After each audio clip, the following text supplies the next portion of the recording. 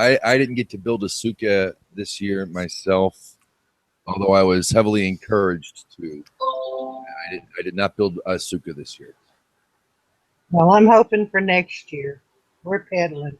I have taken notice, though. I mean, at least I try to stay aware, of what's going on in the year. And I've been thinking the past few days, how does it, I've noticed the weather and just the color in the air, that October golden color, and coming out of summer, what fall, but going into it, and then winter on the way, and just I try to put myself there as best as I can, which isn't the same.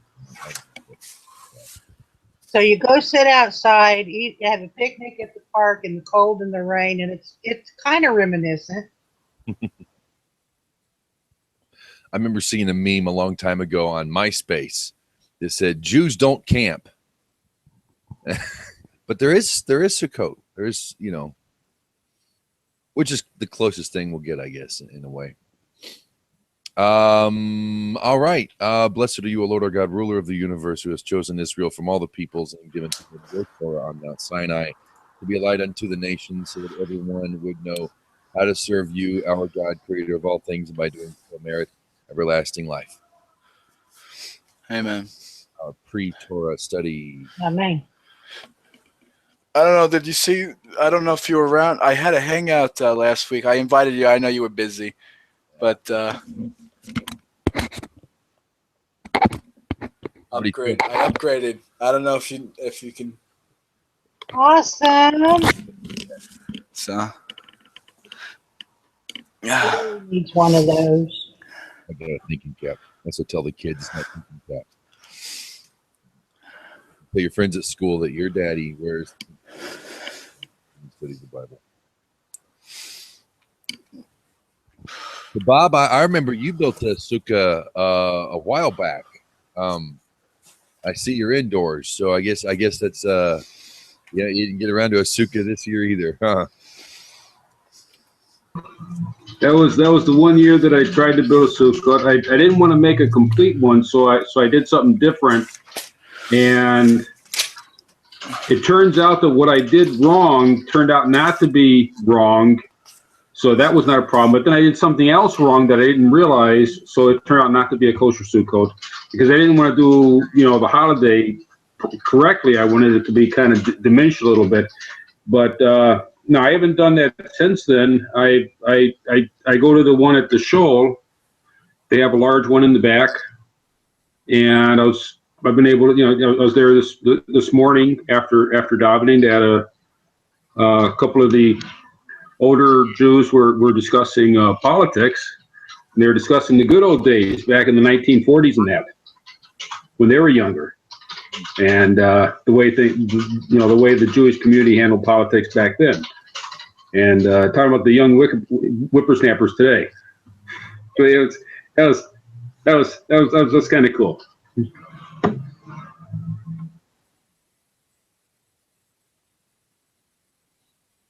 Chad says he has a gazebo. good. Not Good. Quite, but It's good enough, I guess. I'm not sure what a gazebo is actually. Is that like a? I don't think we have those in New York. Never even heard of that before. I don't even think I heard of a gazebo before. Long Island. Probably call them something else. It's like a round platform and supports, and then a roof. Usually about 15 feet across. Chuppah? A chuppah where people get married in? It's kind of like an outside deck that's not attached to the house. Oh, okay. Generally octagon shaped or round. Okay. I'm starting to see a few square ones. Yeah, we don't have those here. That's not like a fashionable thing for a house to have here. We have decks that extend in the back, some houses, but that's not it. We're more like, I don't think New Yorkers are outdoor people, to be honest with you. I've noticed that. I could be wrong. Here is, let me get you a shot of a gazebo. Hang on a minute, let me get back here and use my Google Plus magic here. Here you go. Oh, yeah, we have those. But those you only get those. We only have those at like parks. Right. We don't have those everywhere. Well, here in Oklahoma, some people have them in their yard. In the yard? Oh wow. Okay. And some people leave the roof off so they can make a sukkah out of Huh. it. Well, have you ever seen, I'm sure you have, they have those, what do they call them, Larry, where they grow the vines up them? An arbor? But, no, it's like a trellis. And I've been eyeballing those because, man, that'd be perfect for the sukkah. People will plant things on them where the vines grow up and stuff. Really cool. And if I'd have thought real hard, we have a small greenhouse frame out back that we could have turned into a sukkah.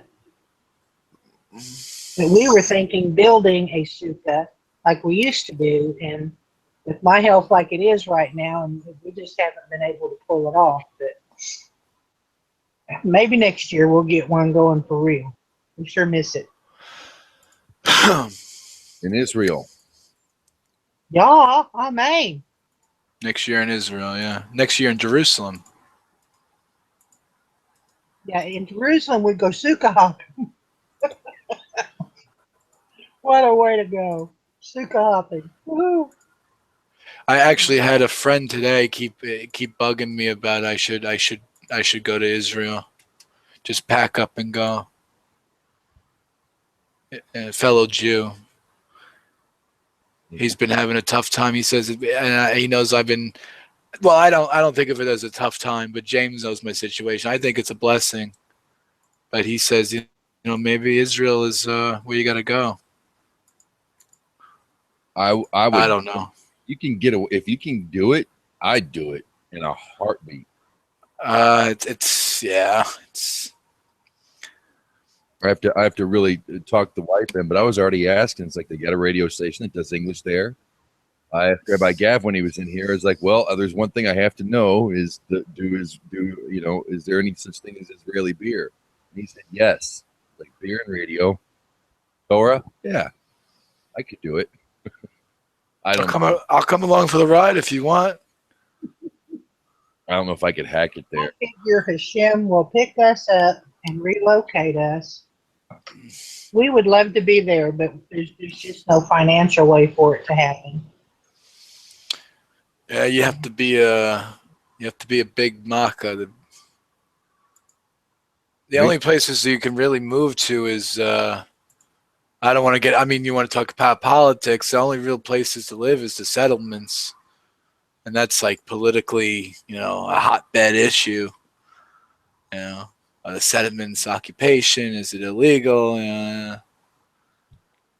There's a scripture. Did you? I'm sorry, Pam. Go ahead. That's okay. I was just going to say there's a scripture. I can't remember right now where it is, but it talks about in stages. God sends out.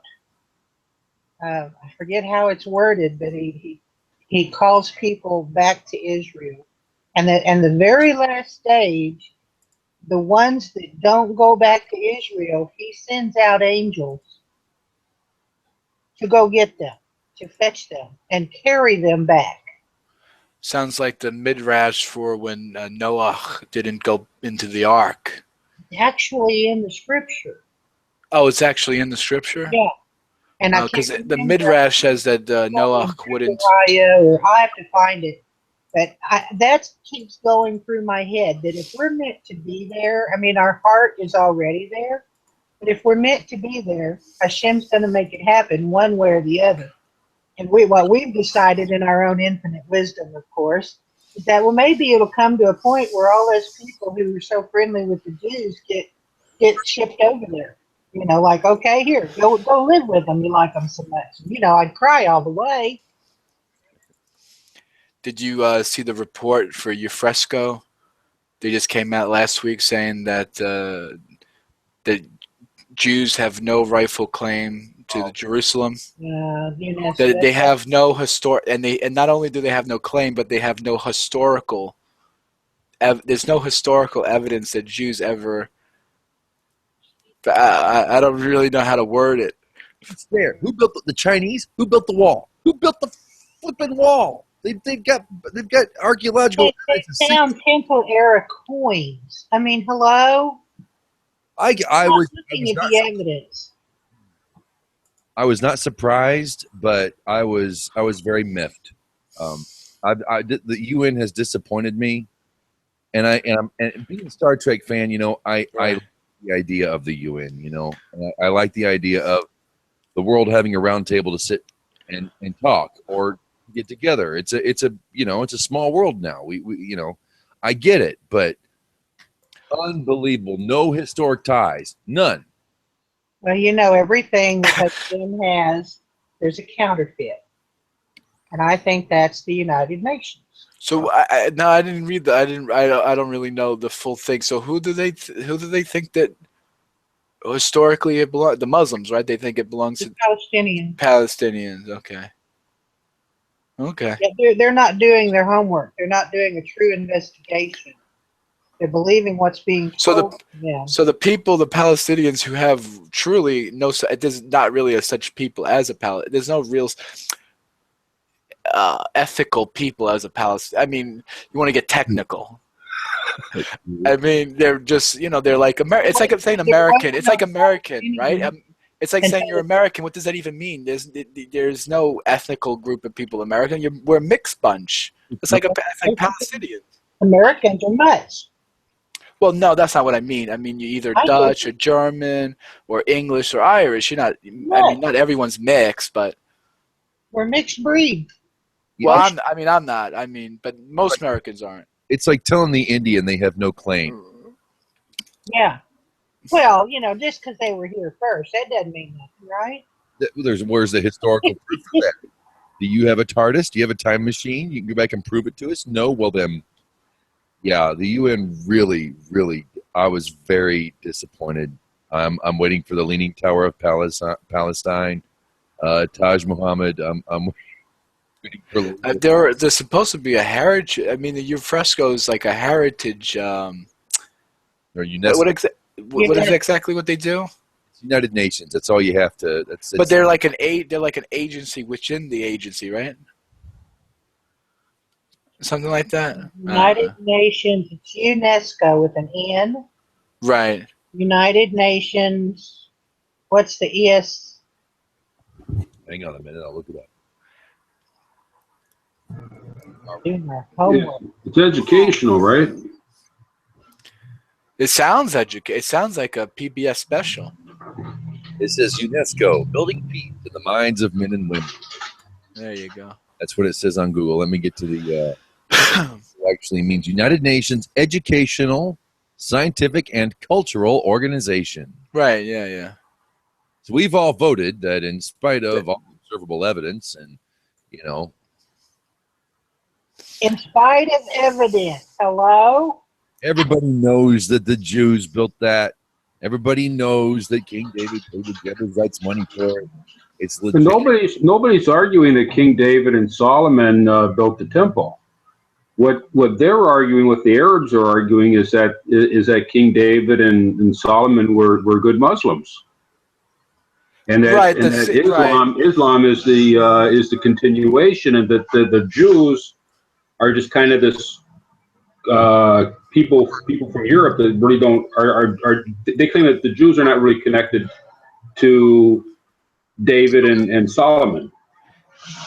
Right. They're talking about the actual city of Jerusalem,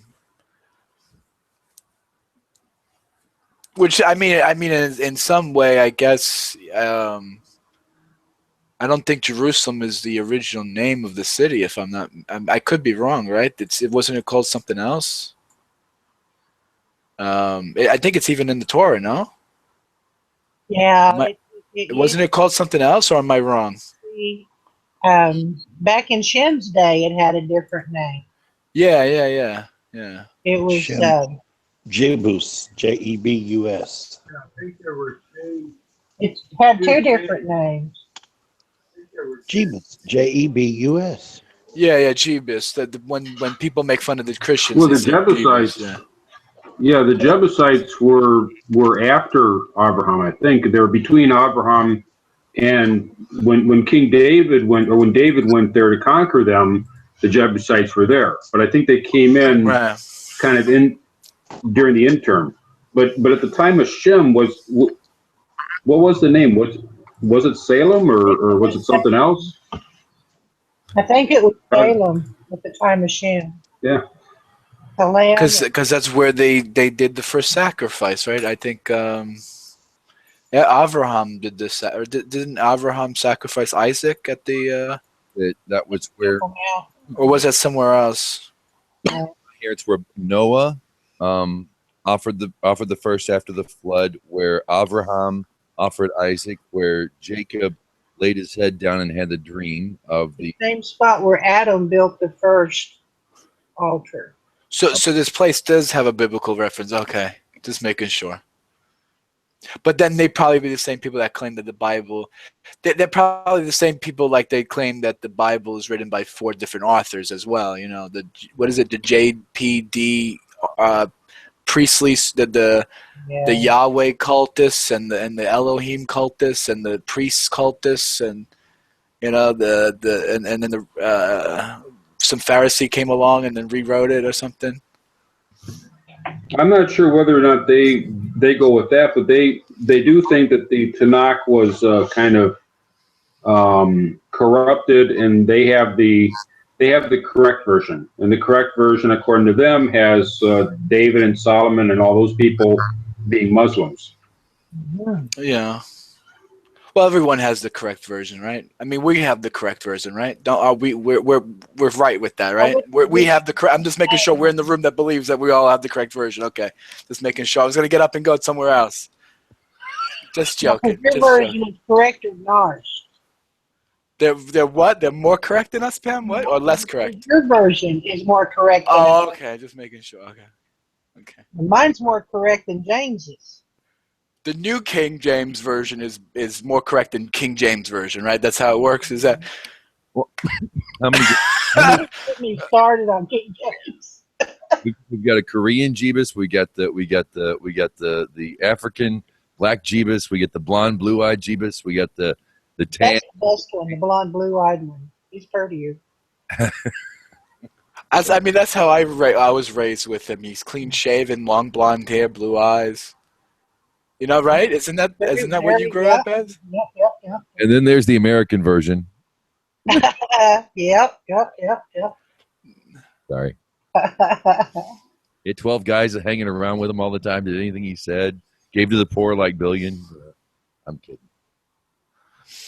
He might have stood on a mountain once, too. Might have.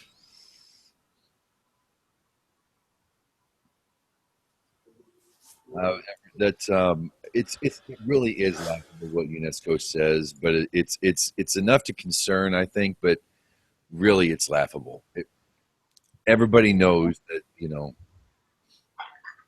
If this is the case, if that's Muslim, then that means the Jews have claim to Mecca and every Muslim settled country out there. Logically, you would think. I think what they're doing, though, is they're using a play in terminology. And see, that makes me crazy when people use terminology to confuse people. It's witchcraft. Well, the term, if you look up in the dictionary online or wherever you go to look, type in definition of Muslim, and it'll explain. The definition of Muslim is someone who believes in one God. Who is devoted entirely to God. Right. So technically, we're all Muslim. Yeah, it's true. It's just a matter of what degree. I mean, that's what they do. And I've seen signs where they say, you know, well, Jesus was a Muslim. Well, duh. With that definition, most of the people in the world are. Well, the ones that are going after God, anyway. Right. Yeah. But they're using that terminology to confuse people. And then they argue over, well, my God's different than your God.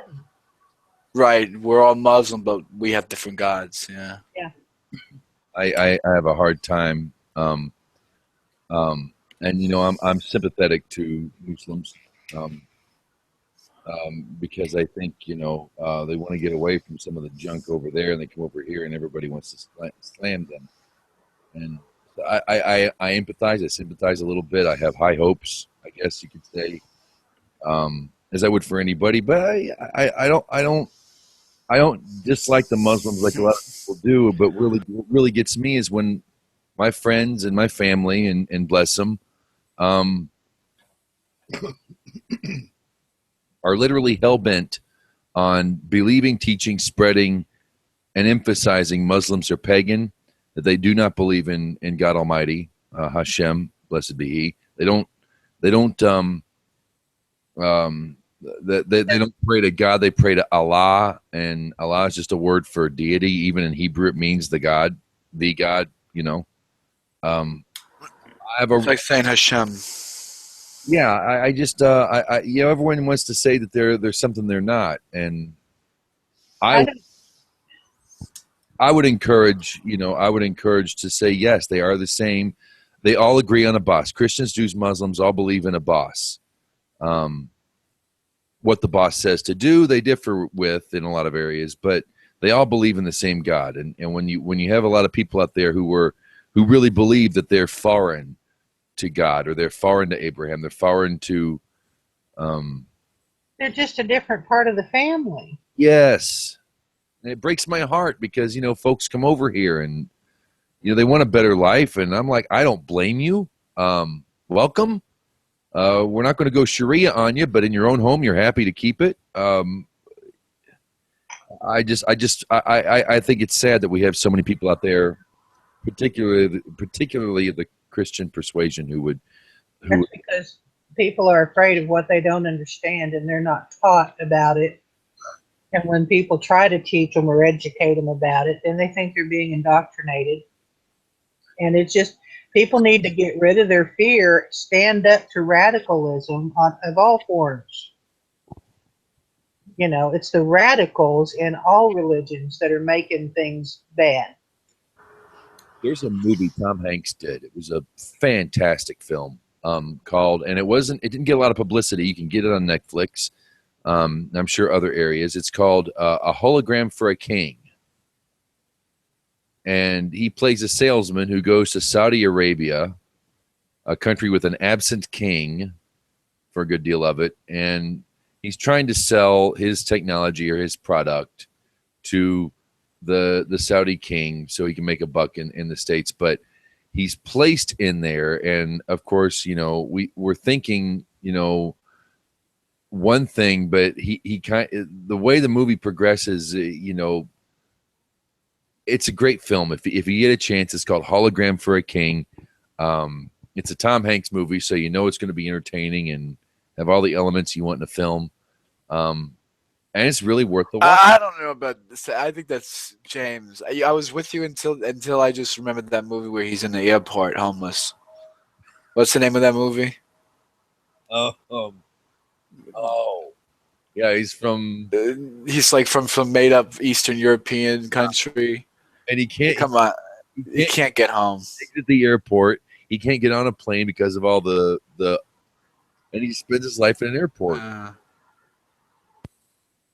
I don't remember. I've seen it. I have not seen that. Oh, real quick, Pam. Let me just put, because Chad's mic's not working. I thought I would. Oh, go ahead. He said Melchizedek was a king of Salem in our earlier conversation, but also he said a true Aryan, all Muslim with different Sharias. Rabbi Ben Abramson goes into detail about this. Allah is closer to the Hebrew God for Elohim or Eloah, much closer than the English God. God is more pagan than Allah. Chad, how come your mic is working? You usually have a really good quality mic. Better mic than most of us here. I think Mike. I just think Chad is pretending. I think he's. Oh, he got Linux. Okay. I've thought about getting a Linux box. I've considered switching to Linux several times. I hear great things about it, but it's a whole new universe. You got to program everything yourself. It's great until something doesn't work. Oh, so Windows. Okay. They actually have packages put together. But with Windows, you have plugins and you have drivers and you have everything that helps you make the computer work. Linux, on the other hand, there's not a driver for it. Well, then you're gonna have to write it yourself.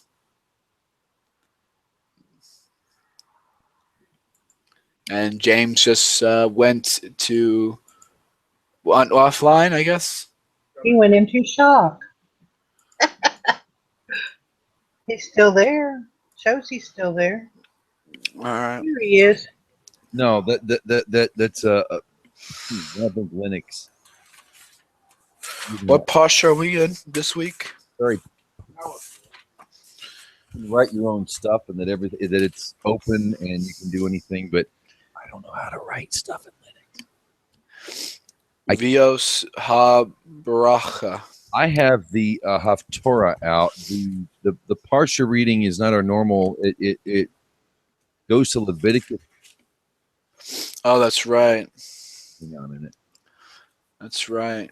Leviticus chapter 22, verse 26 is where it starts. Wait, that's our Parsha reading or Haftorah? For Sukkot.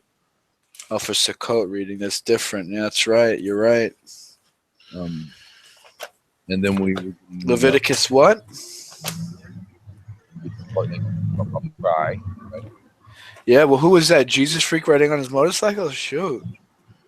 Huh? It sounded like Jesus Freak riding on his motorcycle. You don't know who Jesus Freak is? It's someone from YouTube? You met him before. Rides a motorcycle. Anthony, he goes by Anthony. I'm okay. I might have. You might. I think you met him. Hangs out in Brett's room. So Leviticus what? I think the Sukkot has all been, that's all the sacrifices, right? The Sukkot reading? Yeah. Is there a reading this Shabbos? Is that the last of the book of Deuteronomy?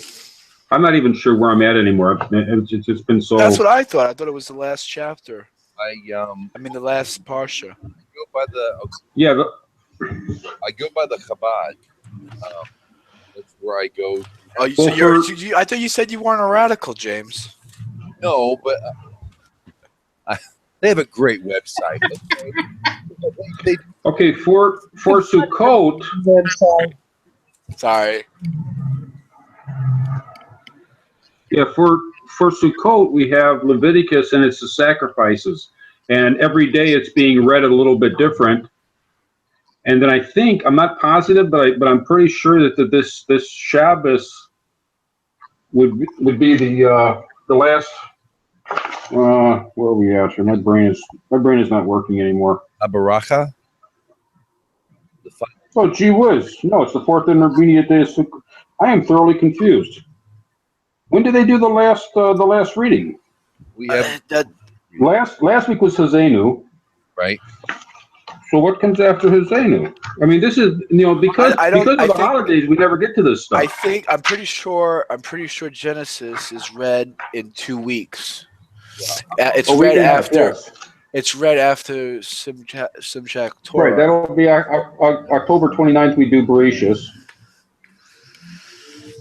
So yeah, Abaracha starting final parsha of the Torah. Yes, you just said it. Yeah. How do you pronounce that? Abaracha. So when I'm looking at the calendar, I don't see when we read this. We have to read it. It would start on Sunday. We would read it, right? No, because next week is Bereshis. So this week would have to be the one you just said. Yeah. But I don't see it on the calendar. Are you on the Chabad website? I'm on the Chabad calendar. Oh, nice. He has oh, nice. Yeah. Chabad house up the road. So I'm on the mailing list. Oh, good. Good. Which Chabad you go to? Base Menachem. It's here in Chicago. Oh, nice, nice. You know what? I've met people. I might have met people from there because at the Rebbe's yurt site, I met up with a bunch of people who were from Chicago. Okay. I don't really remember their names, but shit, maybe a rabbi and some people. So I might have met them. That's cool. That's cool. That's cool. You That's want to cool. read the final? Yeah. Okay. So I pulled it up on the website. Let's do our own thing. Let's read it. I say let's do it.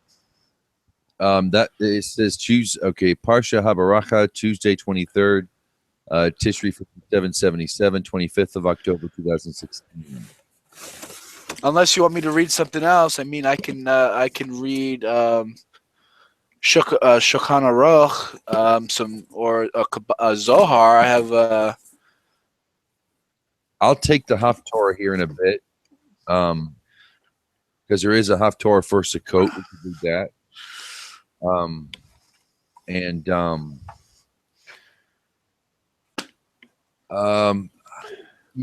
I guess we can finish up. We'll finish up the Torah next week. We'll do the final. But Genesis is next. You don't want Genesis is like our biggest. That's like our favorite parsha. It's like the first one, right off the bat. If we do Genesis next week, see in on the Chabad website, Habaracha comes next week. Oh, really? Yeah, the 25th, and that the weekend, wherever the week of the 25th of October. Oh, okay. I'm pretty sure. Okay. All right. I'm speeding it up a little bit. I apologize. I'm rushing things. Well, that's Simchat Torah. Maybe I never really am totally alert as because everything's in Hebrew. This is short. Maybe they do this on Simchat Torah. They might, yeah. Maybe that's why it's not on here. That makes sense. And then they just go on to the beginning of Bereshis in Simchat Torah. That might make sense, James. Okay. What makes sense? That it's on the 25th. Okay. The 25th is Tuesday. That's at Simchat Torah. Okay. And this is short enough that they might actually read it on Simchat Torah. Okay. And I have here that You today? Oh, who's talking? Ross. There he is, Ross. Speak to me. I have here that Haftarah Shemini Atzeres is always read on Simchat Torah. Oh, thanks for letting us know after we just spent the last 5 minutes looking like assholes live on television. I appreciate that, Russ. Hey, nobody watches this show. There you go. Good. Actually, a minute. Dang it.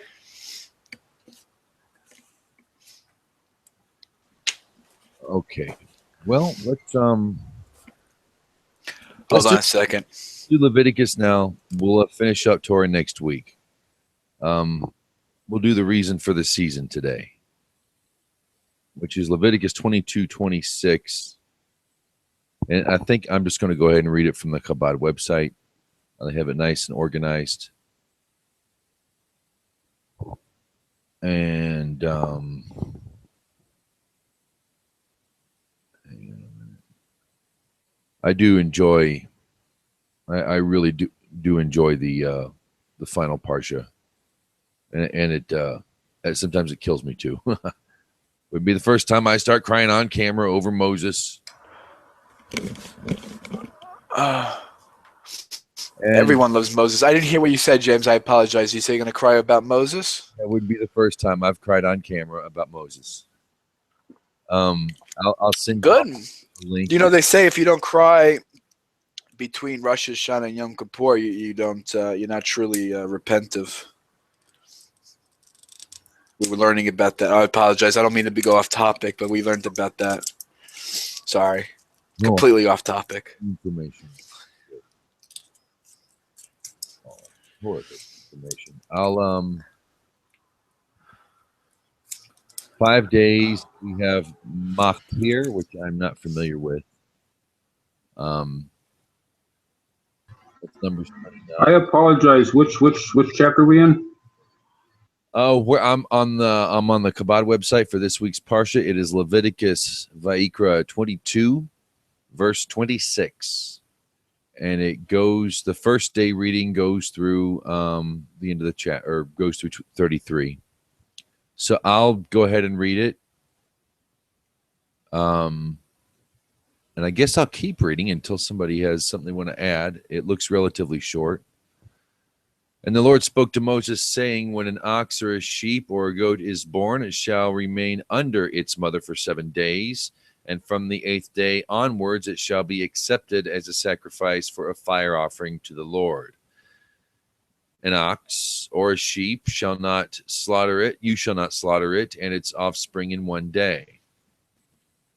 And when you slaughter a thanksgiving offering to the Lord, you shall slaughter it so that it should be acceptable for you. It shall be eaten in 1 day. Do not leave it over until morning. I am the Lord. You shall keep my commandments and perform them. I am the Lord. You shall not desecrate my holy name. It shall be sanctified amidst the children of Israel. I am the Lord who sanctifies you. When you look out of the land of who took you out of the land of Egypt to be a God unto you? I am the Lord.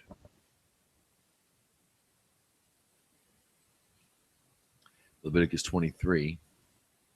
And when the Lord spoke to Moses, saying, speak to the children of Israel and say to them, the Lord's appointed holy days that you shall designate as holy occasions, these are my appointed holy days. For 6 days work may be performed, but on the 7th day it is a complete rest day, a holy occasion. You shall not perform any work. It is a Sabbath to the Lord in all your dwelling places. These are the Lord's appointed holy days, holy occasions, which you shall designate in their appointed time. In the 1st month, on the 14th of the month, in the afternoon, you shall sacrifice the Passover offering to the Lord. And on the 15th day of that month, in the festival of unleavened cakes to the Lord, you shall eat unleavened cakes for a 7-day period. On the 1st day there shall be a holy occasion for you. You shall not perform any work of labor. You shall not bring a fire offering to the Lord for a 7-day period. On the 7th day there shall be a holy occasion. You shall not perform any work of labor. And the Lord spoke to Moses, saying, speak to the children of Israel and say to them, when you come to the land which I am giving you, and you reap its harvest, you shall bring to the Cohen an omer of the beginning of your reaping.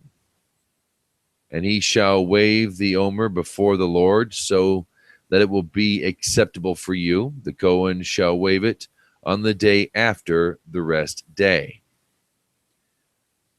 On the day of your waving the omer, you shall offer up an unblemished lamb in its 1st year as a burnt offering to the Lord. Its meal offering shall be 2/10 of an ephah of fine flour mixed with oil, a fine offering to the Lord as a spirit of sanctification. And its libation shall be 1/4 of a hin of wine. You shall not eat bread or flour made from parched grain or fresh grain until this very day, until you bring your God's sacrifice. This is an eternal statute throughout your generations in all your dwelling places. 3rd day reading continues. And you shall count for yourselves from the morrow of the rest of the day, from the day you bring the omer as a wave offering, 7 weeks they shall be complete. You shall count until the day after the 7th week, namely the 15th day, on which you shall bring a meal offering to the Lord. From your dwelling places you shall bring bread. Set aside 2 loaves made from 2/10 of an ephah. They shall be of fine flour, and they shall be baked leavened, the first offering to the Lord. And associated with the bread, You shall bring 7 unblemished lambs in their first year, 1 young bull, and 2 rams. These shall be a burnt offering to the Lord, along with their meal offering and libations, a fire offering with a spirit of satisfaction to the Lord. You shall offer up he-goats as a sin offering, and 2 lambs in their first year as a peace offering. And the Cohen shall wave them in conjunction with the first offering bread as a waving before the Lord, along with the 2 lambs. They shall be holy to the Lord and belong to the Cohen. You shall designate on this very day a holy occasion. It shall be for you. You shall not perform any labor of work. This is an eternal statute in all your dwelling places throughout your generations. When you reap the harvest of your land, you shall not completely remove the corner of your field during the harvesting. You shall not gather up the gatherings of your harvest. Rather, you shall leave these for the poor person and for the stranger. I am the Lord your God.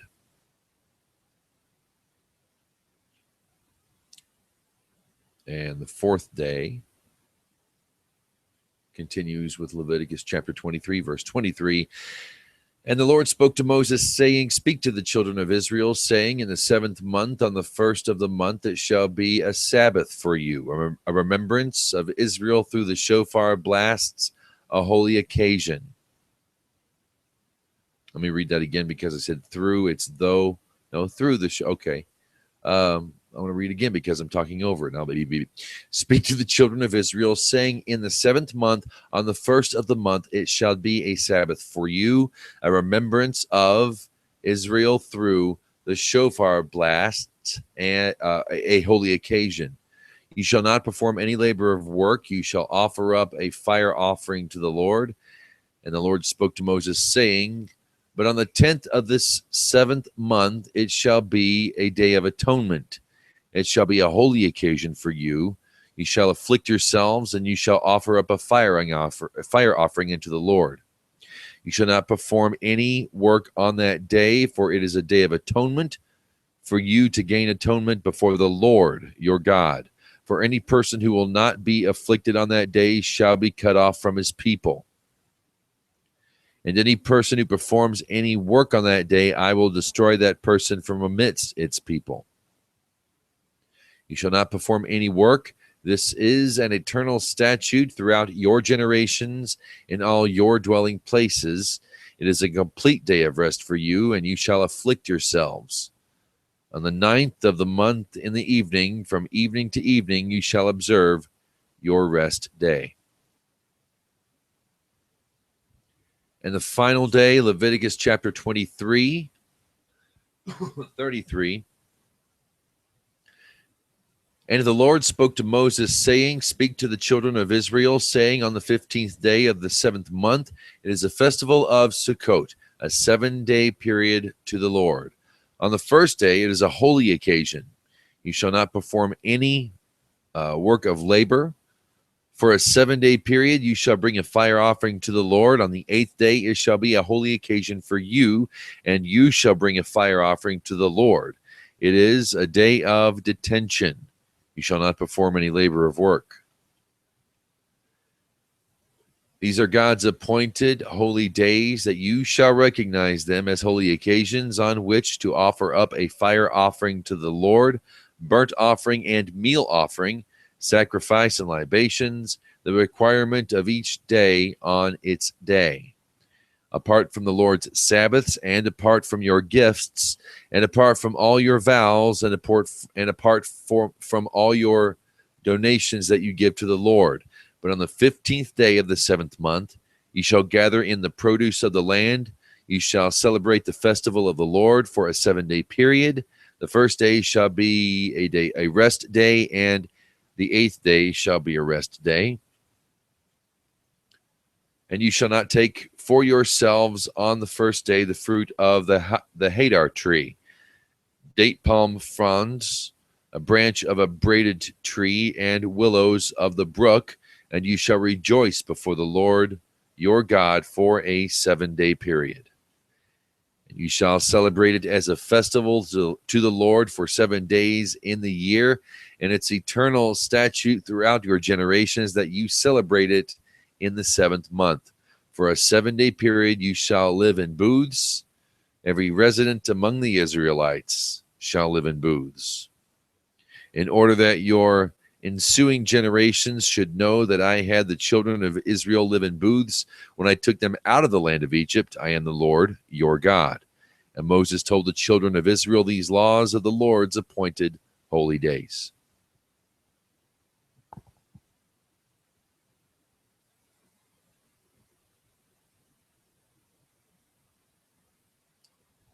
And that ends the 5th reading. We have Mitfer and then the Haftorah as well.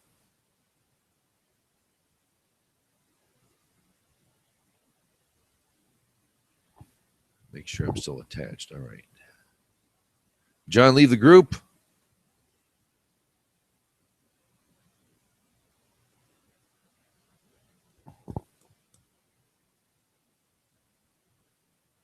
He appears to be there. Am I coming through? Or Yeah, I hear you. I think John's here. He just changed his picture. so I'm just not sure which ones we read when. I mean, this must be the ones during the first 2 days of Sukkot. That would have been like Monday and Tuesday. This last Monday and Tuesday. I think. I don't know. This stuff gets so complicated. you know how long it took me to realize that the calendar doesn't start at the beginning of the year, which is so odd. I mean, it doesn't start in January? Or right, the calendar doesn't start after Yom Kippur. Uh-huh.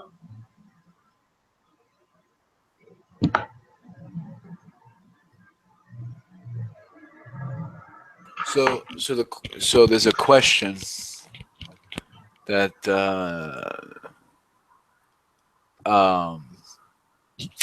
Judaism asks, Hasidism asks, is like, why is Sukkot, the holiday Sukkot, come after Yom Kippur? Because the purpose of the Sukkot is you dwell on it because you're supposed to remember the clouds of glory that protected you. Right? That they're like encompassing you. It's like an arms wrapping around you, like God's embrace, right? That's the clouds of glory. But it says in the Chumash, says in Torah, that the clouds of glory were from the beginning. As soon as the Jews left Egypt, the clouds of glory was with them. So Hasidism asks, wait a minute. Shouldn't Sukkot be celebrated? Where am I going with that? So anyone knows when? If that's the case, when should we celebrate Sukkot? Before Pesach, no? I mean, right after Pesach.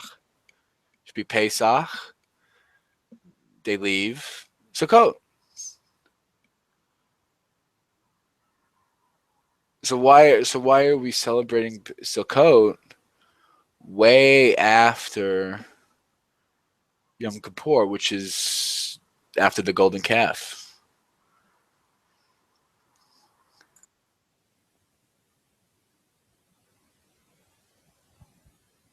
That is a really good question. So that's what Hasidism asks. And so the rabbis, the sages that have great memory, blessed memory, they say this. It's that when we sin, the reason why it comes after Yom Kippur is because when we sinned with the golden calf, it says in the Chumash that the clouds of glory left. They were the one. It says, mystically speaking, it was what was holding up the 10 Commandments. Moses couldn't lift the 10 Commandments himself. They were complete sapphire tablets with literally the essence of God written into it. So what was holding is the Shekinah. So when Moses saw the children of Israel being, let's be politically, they weren't what God wanted them to be. They were committing adultery, homosexuality, idol worship, blasphemy. So the Shekinah, this cause of glory, the Shekinah, left them. But it says that when they repented with Yom Kippur, they were giving a new clouds of glory. And so what the rabbis say is that they started building actual Sukkot, like actual house, the Sukkot buildings, the actual, the roofs made out of natural barriers, an actual dwelling. I don't know. That's something I learned. Yeah.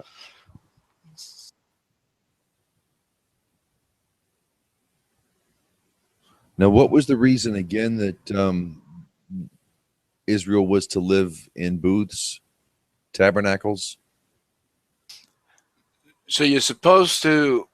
Is it just to survive? These are the houses they built. It's the purpose is to remember, like, the only thing that's above you or around you is Hashem. That the only thing really truly protecting you in this world is God. Oh, I'm sorry, that's pagan. Allah. I mean Jesus. I mean, I don't know the terminologies anymore. But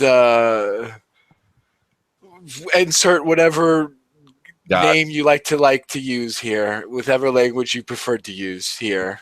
We're Americans here. We can say God. Can we? Okay, good. Unless you're from Boston, it'd be Gad. Gad. Gad. So you don't have a roof. So technically, Sukkot doesn't really have a roof. It has branch, like a natural branches. But you have walls. It's supposed to be like symbolizes like someone hugging you, right? It's like when someone hugs you, they put their arms around you, but there's nothing on top, right? There's only around you. So that's the walls, and then the roof is open. There's no kippah, and that's supposed to remember that there's God above you. That's somewhat how I learned it. Can I read the commentary in the Sansino? Please. Talks about the booths. And it says the Hebrew sukkah represents a hastily constructed and unsubstantial edifice, such as the Israelites must have set up during the wanderings in the wilderness. In addition to its historical associations, reminding the Israelites of divine protection during the desert journey, the command to dwell in booths has also a religious signification in that man ought to remember his evil days and his days of prosperity. He will thereby be induced to thank God repeatedly, to lead a modest and humble life. We therefore on tabernacles, or Sukkot, leave our houses in order to dwell in booths. We shall thereby remember that this has once been our condition. That's according to Maimonides. The book of Ecclesiastes is aptly set aside for special reading during Sukkot, or the Shemini Atzeret.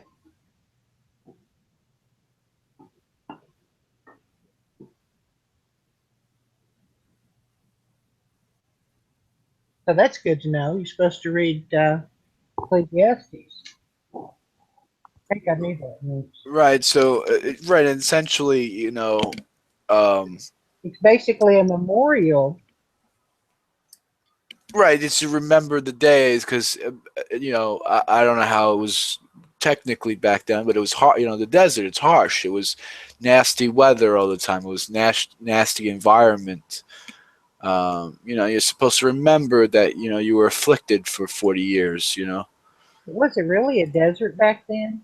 Because it says wilderness. I don't know. Trees from somewhere.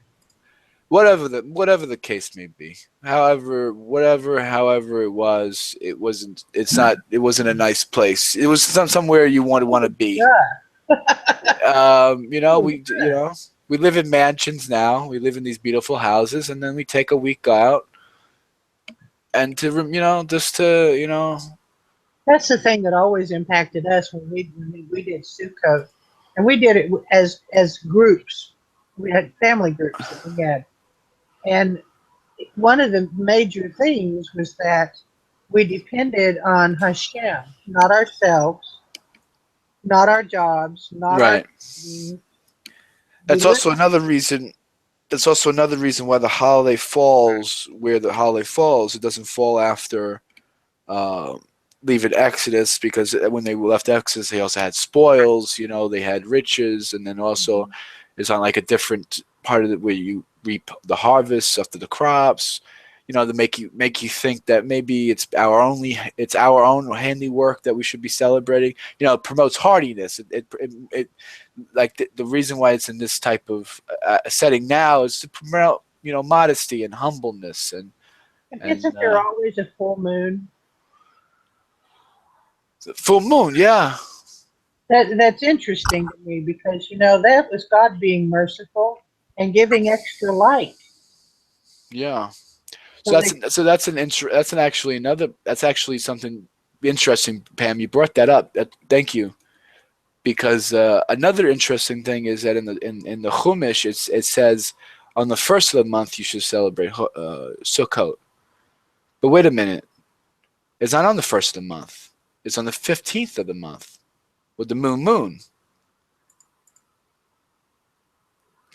So the reason I think I remember I learned is that it's the first day. When the first day of Sukkot is when God. Maybe someone will help explain this a little bit more, but it's when God starts to count, so to say, metaphorically speaking, your sins, because after Yom Kippur, there's like a reset, right? You're forgiven. You're back to being perfect, beautiful person that you were, but then there's this gap. So you got Yom Kippur in a few days to Sukkot, and so in those few days you have sort of like a it's absent from the counting, and I didn't really finish learning about that. I've only started to learn that this week, but it's about I just found that fascinating. I found it interesting. If anyone had any knowledge about it, if they read anything about it, I found it interesting. the There's like a time. There's basically like a gap. the only connection that we ever made is that Pesach takes place during a full moon. The Exodus from Egypt then would have been during a full moon when they would have had more light for traveling to run. Oh yeah. That's the connection that we made, and that Sukkot, being a memorial to that, had a full moon during Sukkot as well. Interestingly, if you remember last year, or 14 and 15, there were blood moons on both Yeah. Passover and Sukkot for 2 years in a row, the tetrad. Yeah. We had a what they called what was it, that full moon they had the other day? They were talking about being a harvest moon, and it was bigger and closer to the earth than normal. Right. That was just the other day. But it wasn't the blood moon. No. I look at it from a little bit extra side. I mean, you've got the 10 days of awe, then you've got the Day of Atonement, and then you come into Sukkot, and you're spending this week in this structure that emphasizes that Hashem provides and sustains all life. And coming out of this Sukkot, the harvest is done, all of the crops that have been reaped. You're going into the winter. There's not going to be any planting or plowing. The land is going to pretty much sit dormant for the winter. So Sukkot is kind of like, in my mind, an introduction to, keep looking back at what you've just gone through this year. The planting, the plowing, the reaping, the growing, and the festivals. You've got a lot of time to reflect on this in the wintertime. And it's kind of like an extended Sabbath in one way, just in my mind, because you're reflecting on everything that just happened, and then you're going to prepare to do it again this upcoming year. It's really a time for a lot of deep reflection. I'm going to up that with the story of Belinda. Adam first, when he was expelled from Eden, which wouldn't have been too long ago, he would notice that the earth was, if you will, diminishing. The leaves are losing all their green. All the critters kind of go away. They're not out frolicking, and it was getting darker and darker, and it was noticeable at this time of year. And he feared it was because of his sin that the world was ending. Going into this, and we all know that when we reached what we call the solstice now, that he made offerings and then realized he didn't need to make offerings. This was the natural way of the world offering, and then had 8 days of celebration. But my point is it's like, before we're going to go into some even harsher times, I would hate to think of winter in the wilderness. I know that if I were in the Dakotas or Kansas and I had to settle that land during the winter, that took some tough people. This is, an embrace, a hug from God, really, before you get into this time where everything's dying or dead. It's kind of like, God forcing us out of the house a little bit, one last time while it's still livable, to know that it's not so bad when you're comfortable, when you're in your home. But I always see Sukkot, Sukkot are always decorated, and they're very festive things. I haven't been in one myself, and just this, and like you're saying, this time of year, what we're going into, the harvest. I just want to point that real quick. If that's the case, if you decorate your sukkah, it's not halacha. If that would be an improper sukkah. Really? To decorate it, yes. It is not to be decorated. It's not. Halacha states that it cannot be decorated. Really? Yeah, it depends on the minhag. It depends on the custom. I'm not sure if it's halacha. Let's not blurry the waters. Let's not muddy the waters, I mean. Halacha is pretty clear. Do you have a source? 2 Jews, 3 opinions. I know, I understand. We're all Chabadniks in here, right? We're all good nicks. Well, I'm Chabad custom is not to decorate. That would be the Chabad custom, is not to decorate. But I wouldn't put down people that do decorate and say that there's anything wrong with it. For them. All right. Okay. For them. It's a free country. I mean, we do have a rabbi in the room. I mean, I like to think we're all rabbis, but one day. But we actually got a real rabbi. Shalom. Not one that just plays one on internet like I do. One of the things that I'd like to bring out is the sacrifices during Sukkot. Where is that listed? I'm not seeing it here in Leviticus. And my brain has died on me, I guess. I'm not remembering. It's in the book of Numbers, and we read it this morning. But that's always that's in the book of Numbers. Thank you. That's always interesting to me because during Sukkot, Israel made sacrifices on behalf of the 70 nations of the world. I thought that was on Rosh Hashanah Yom Kippur. Sukkot. Oh. During Sukkot. Try, Numbers 29, chapter 29. Numbers 29. Hang on there.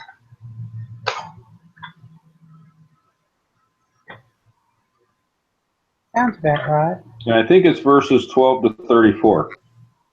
And see, that's an interesting thing that, especially in a study for non-Jews, it's important for non-Jews to understand that that was done.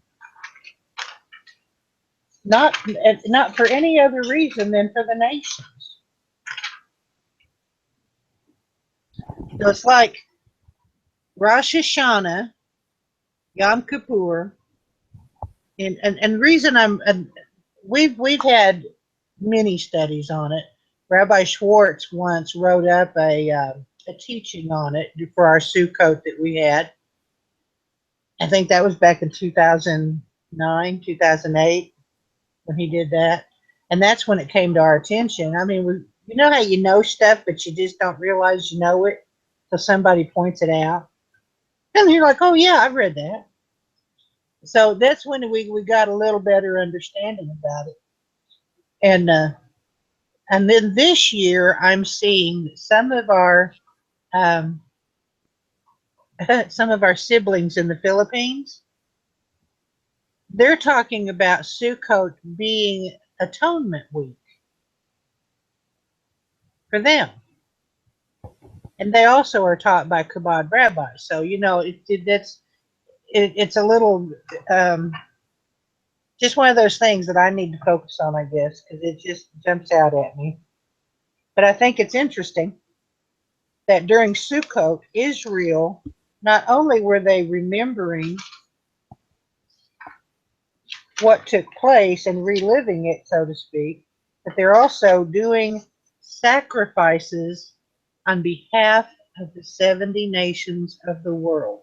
Now that means an offering for each nation. That's 70 offerings we're talking Every day was let me read it. There's a saying that if the goyim just knew what the Jews did for them for this part of the time, they wouldn't hate them so much. They would have never destroyed the temple. I heard that somewhere. Okay, where is said Numbers 29 what? Well, it was verses 12 to 34. 12 to 34. I think it kind of repeats itself a lot, too. Well, it was like the first day was 13 bulls or something. The second day was 12, and then every day here it is. I don't have my eyes on, so forgive me.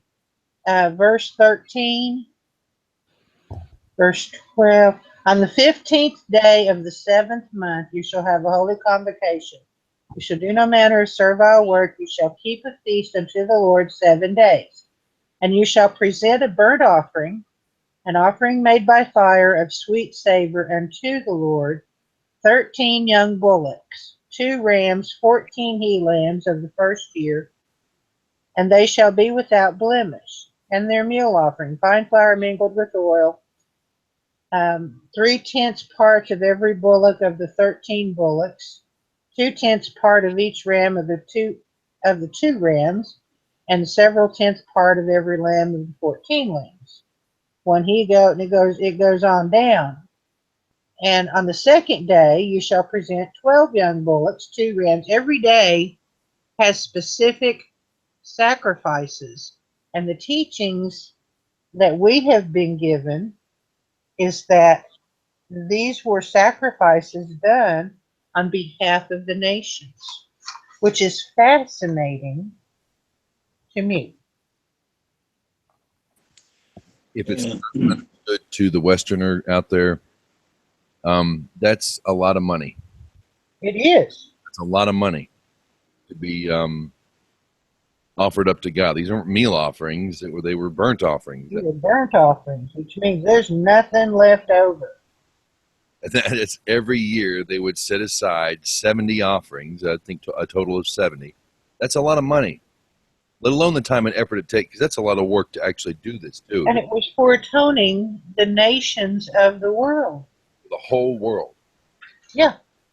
So after they got Yep. their selves straight with God, then they stood in the gap for the rest of the world. And the world, no.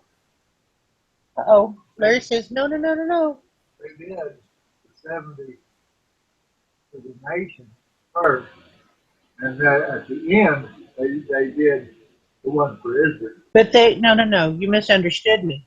Rosh Hashanah, Yom Kippur, they're cleansing and getting themselves straightened out so that they can then make sacrifices on behalf of the nations during Sukkot.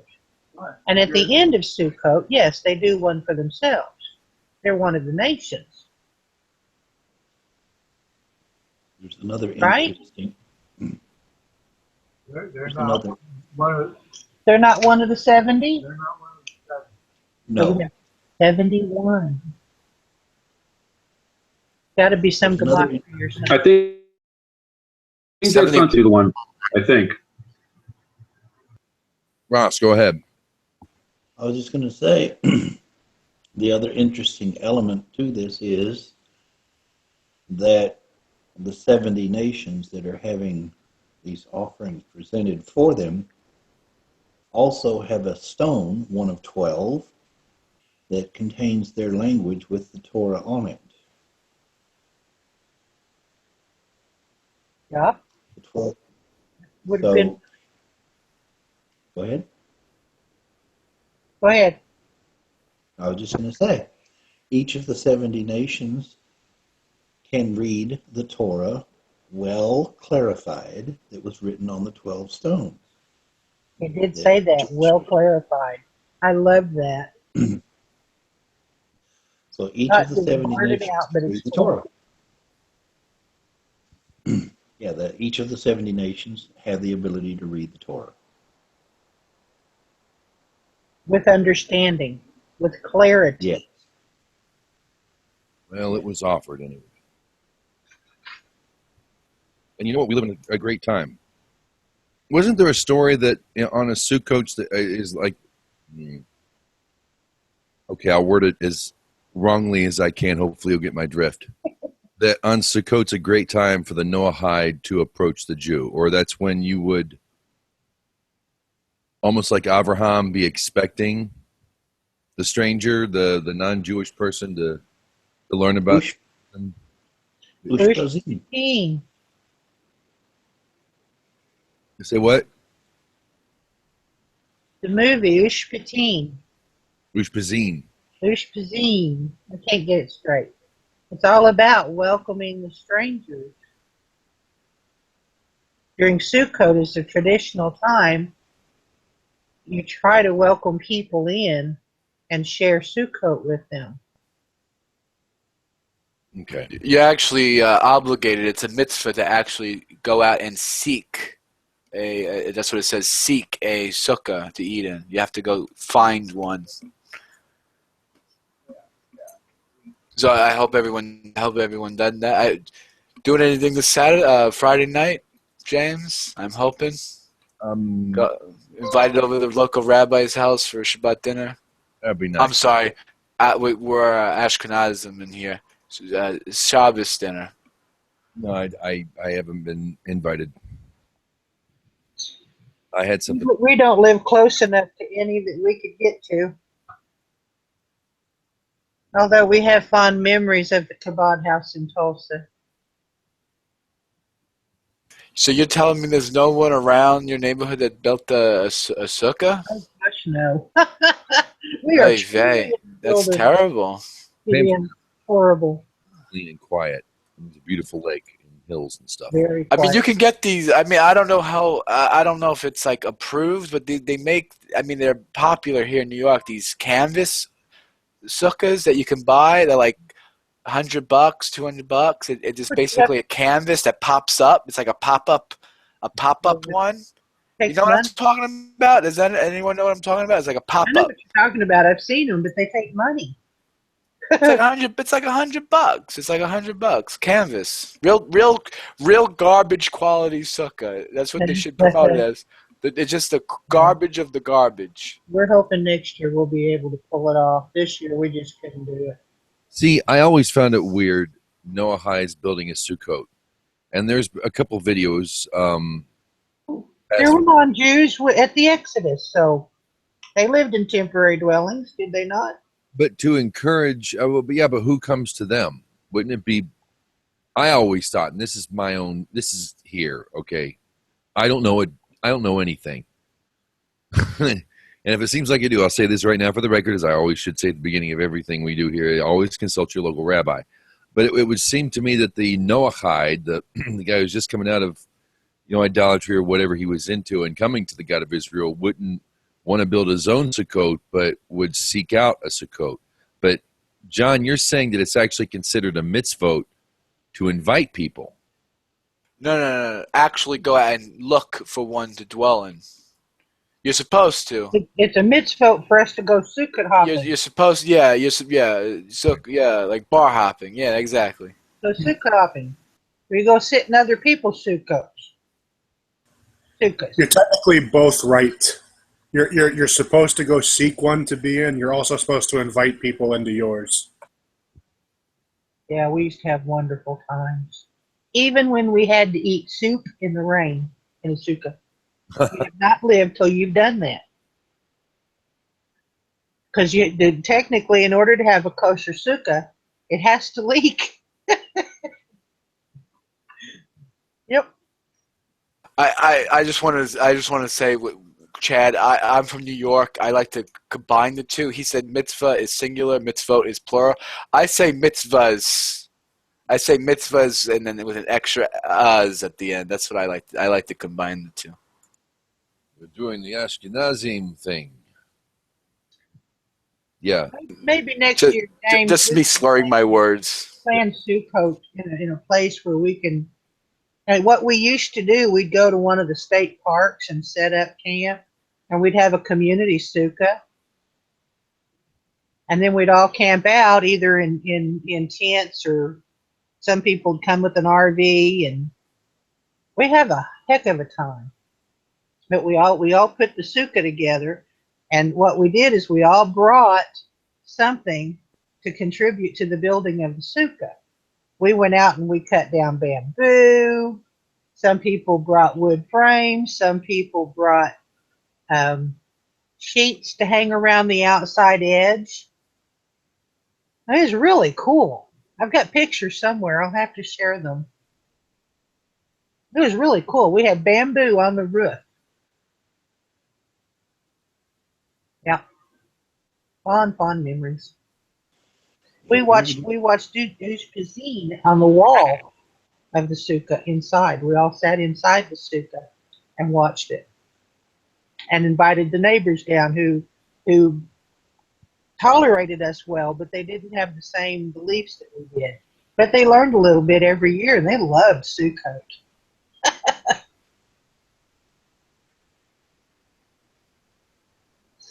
So I need to go find a Sukkot tomorrow. A sukkah. A sukkah. I'm tempted to turn that frame in the backyard into something.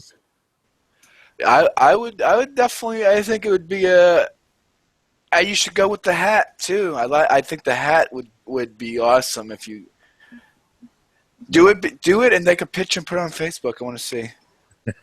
Find a nice Jewish neighbor. You have any Jewish neighbors where you live, James? There's a Chabad house up the road. I've talked to the rabbi a couple times. So they basically built one at their shul then. Well, you know that. So go there. You don't really have to eat there. Just say bracha on bread, and then you fulfilled your obligation. And you say, and Rabbi, you were saying that the Jew as well is just as obligated to seek a visitor. So just showing up. I haven't talked to Rabbi Goldman in, a couple of years. Yeah, I'd almost bet you if you talked to him, he'd invite you to come sit in Sukkot. Rabbi Weg used to. When we were close enough, he'd invite us. We got to help build it one year. That was fun. And then we were invited to come sit in it. I've been too embarrassed. I was actually at a different synagogue tonight. Someone who goes back and forth to the one I go to invited me over. Someone sponsored a meal. It was their father's yurtzeit passing anniversary, and they sponsored a little bit, a little nosh, and so nosh, Yiddish for eating food, and so. I go, and I was sort of like kind of, because they're Orthodox, but they're not like radicals like at Chabad, so they're like normal people, if that makes any sense. So I felt like so like awkward because I'm like the only one there with black slacks and a white shirt.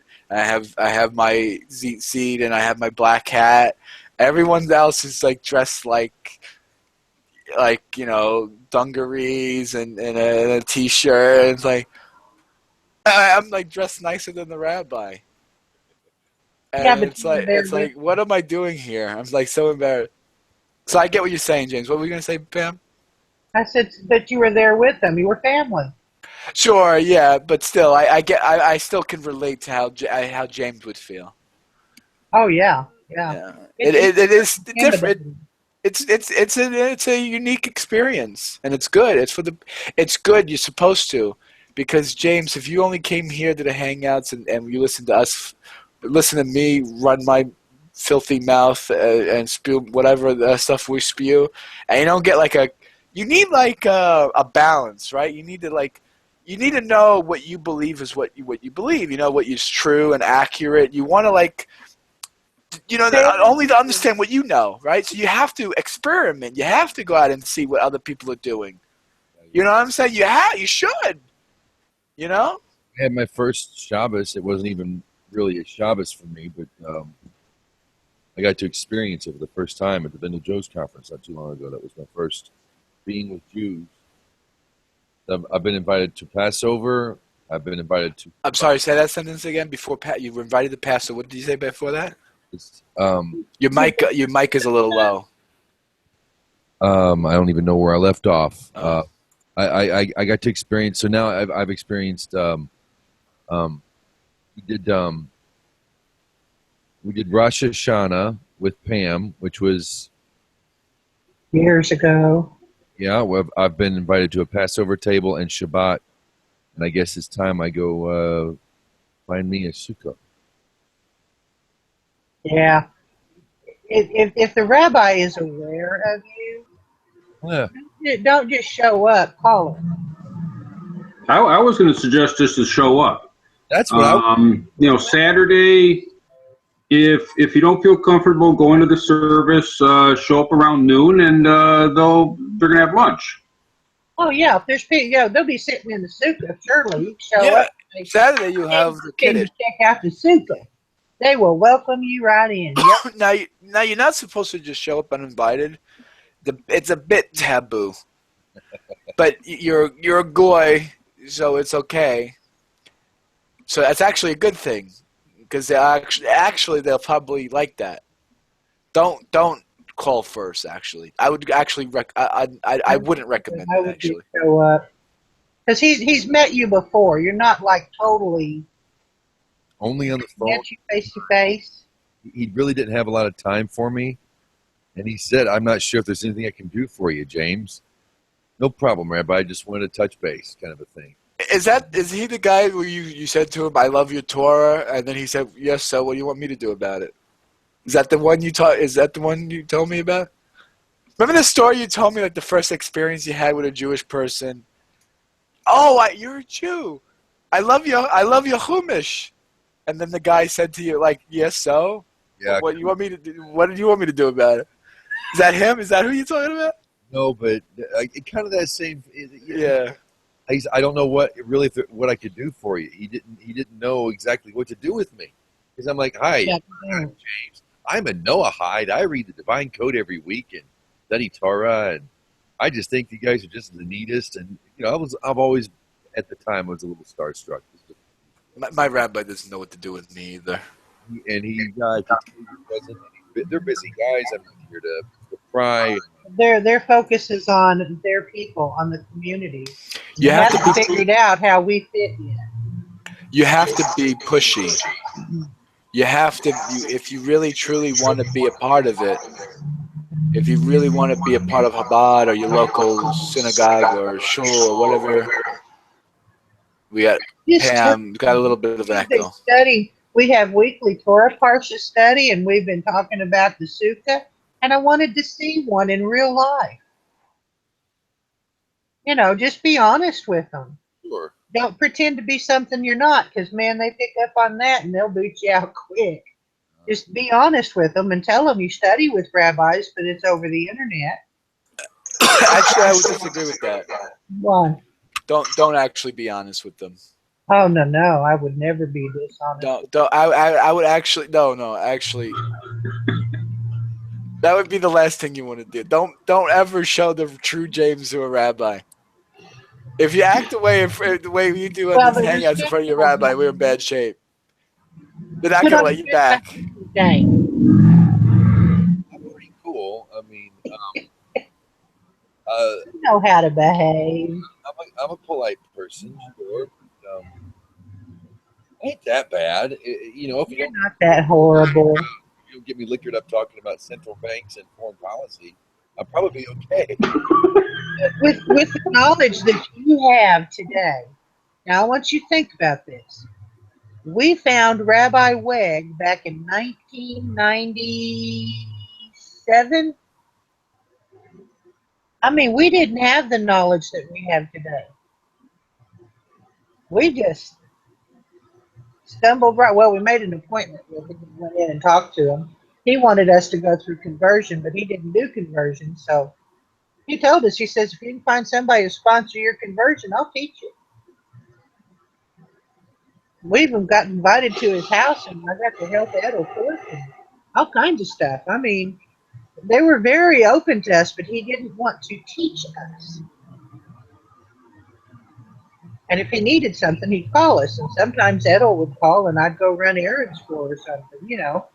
But they were very friendly. And as long as we were true, you know, if we had a question, we'd ask them a question, and we could be stupid, and they would allow that, you know. And we were respectful towards them at all times. You know, like when I was in the kitchen helping her cook, she'd tell me, this is here, don't touch this. This doesn't go over there. You know how kosher kitchens are. And I had a real education.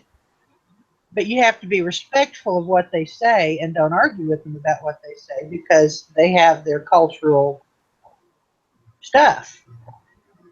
But he would try to answer our questions, and most of the time, though, he'd say, "Well, have you talked to Rabbi Schwartz?" He would deflect us to Rabbi Schwartz because he knew Rabbi Schwartz had written books and studied out the Holocaust for Noachites. And so he just didn't want to teach Noachites. He really didn't. I don't know how he's doing today with it. It's historical. It's undeniably historical. What's happening? It is. And a lot of them don't know what to do with all these Gentiles that are coming out of the woodworking. I think it was Rabbi Tovia Singer. I think it was Rabbi Tovia Singer. I don't know, but anyway, he I think it was Singer. It was like, it's like if you spent your life in the. I'm going to start going to the rabbi here now. He's like, if you spend all your time in a smoke-filled room smelling of cigarettes, you're going to come out of that room, and people are going to know where you've been. You're going to smell a little bit. Doesn't mean you're still there. You're not smoking, but you're going to smell of it a little bit. And he was, in a light way, saying that, yeah, sometimes, we Gentile folk, if there's a way, I don't even consider myself Gentile anymore, but, we're going to stink of it a little bit. It kind of hangs on, that old, and I still haven't shaken all of my demons, but it kind of crops up. It kind of hangs on a little bit, at no fault of anybody's. I'm not, when I heard that, I was like, okay, I'm not the only one who thinks they might stink. No, we all do. Even Larry was trying to quote something from the New Testament not long ago. Remember? Yep. He had to go look it up. He said, I could have sworn that came out of Scripture. And we it's right along with that. I did it the other day, being judged by your action. That was a very Christian thing. I would have found it somewhere in Torah. Although the whole Torah talks about your action, I tried to find a catchphrase, and it wasn't Jewish. It was Christian. Jewish idea.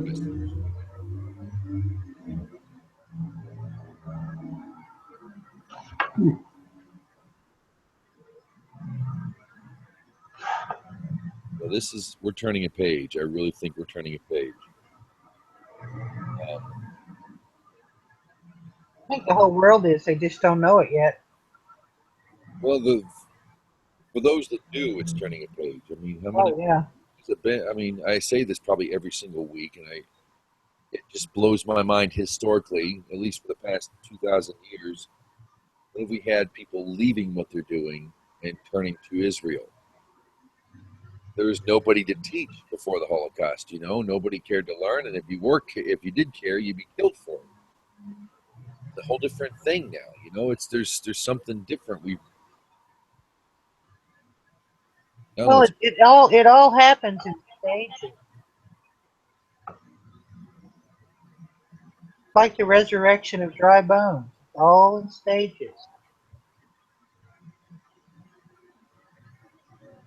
Great time to be alive.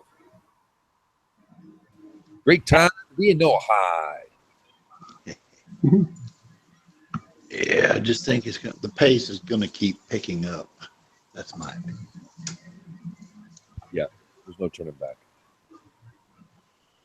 I think I'm more of an in-between.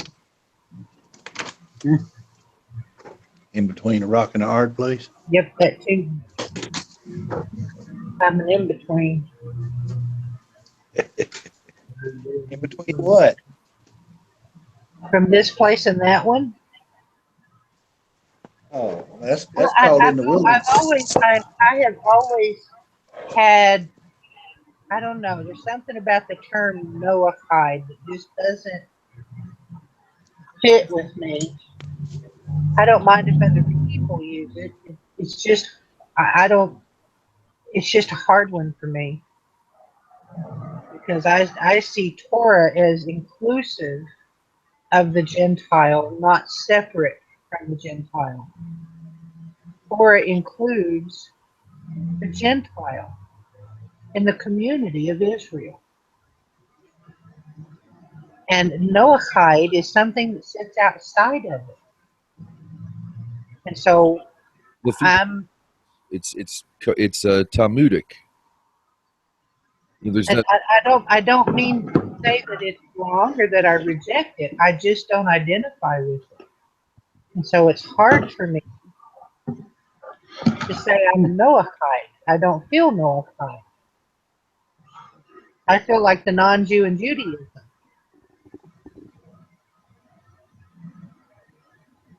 Which technically, anciently, that's not what it was called. It was there. It's Lafite. So you've got Akum and Nokri, and for I don't know how long of my life, I thought they were two separate things. And I've learned that it's Nokri in the Torah, it's Akum in the Talmud.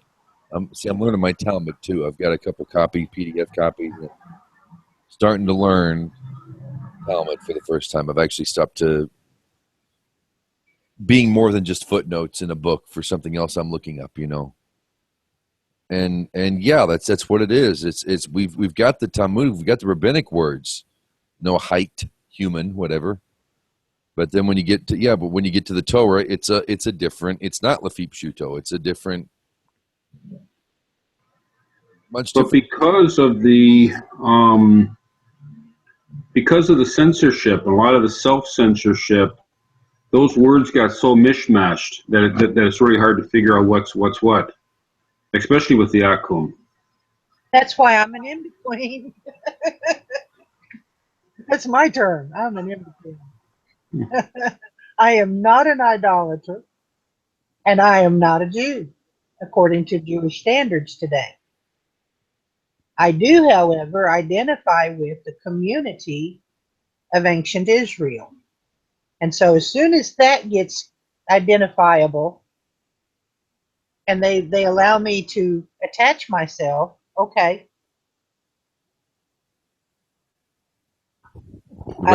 I see the ancient understanding of it, at least I think I do. I see other people seeing it, but everybody keeps trying to label it. And so I think anciently the label was you were part of Israel, but you had your place, and the priest had his place, and the Levites had their place. Everybody had different jobs.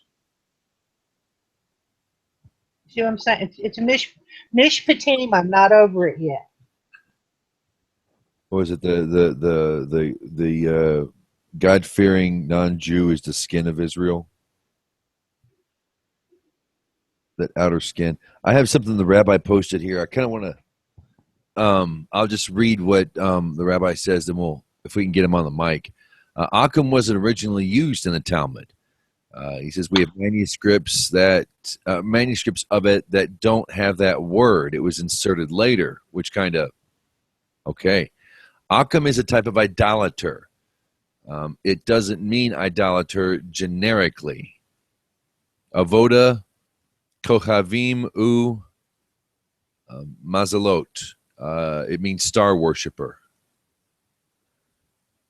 So were we using, when we referred to Nokri or we refer to Akum, if I'm reading a very generic English, which I've learned is not I got to have a rabbi with a Talmud, because the English is just when did we what was it before? What were they calling Akum before they were calling Akum? Well, it may have been a Nokri, and a Nokri is like a generic term for a non-Jew.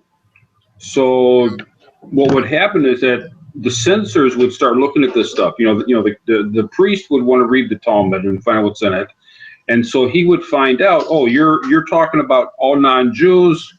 You're talking about us, that we're not allowed to touch your wine, and we're not allowed to do this. We're not allowed to do that.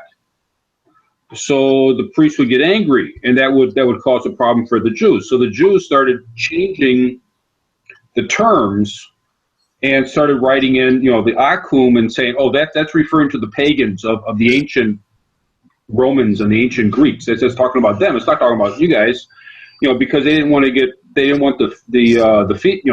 problems, the persecutions that would be caused if the priests thought that the Jews were saying negative things about them. Rabbi posted over here, Avid, Avoda, or Avoda Zara, a servant of strange worship, whereas the Nokri is heathen. So Avoda Zara would be almost technically a specific kind of Nokri. It's somebody who does strange worship to the one God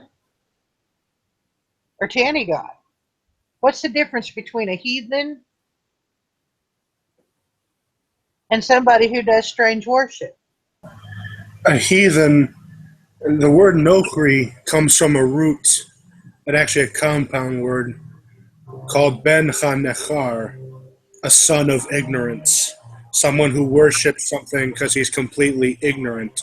Whereas an idolater, generally speaking, he could be an idolater out of ignorance, or he could know the truth and he could reject it and still be an idolater, and he wouldn't be a heathen, he wouldn't be ignorant in that sense, but he'd still be an idol worshiper.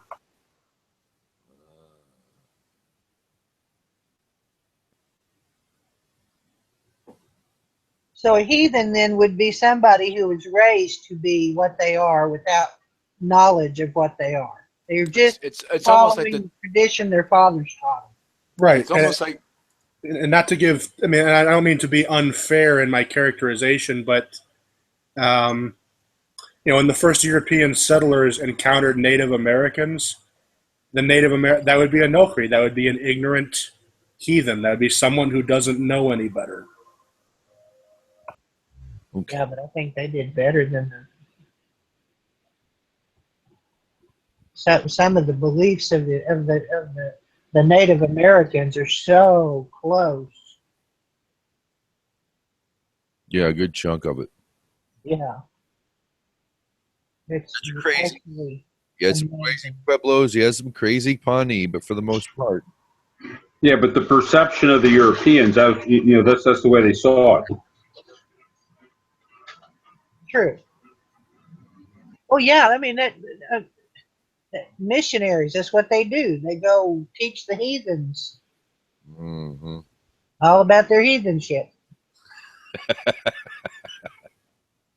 And by doing that, they destroy whole cultures and languages, and everything about them is heathen. You have to be like us. I have real issues with that.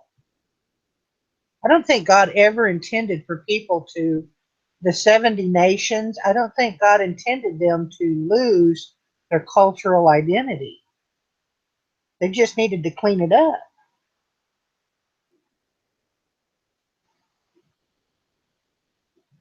I chased James off.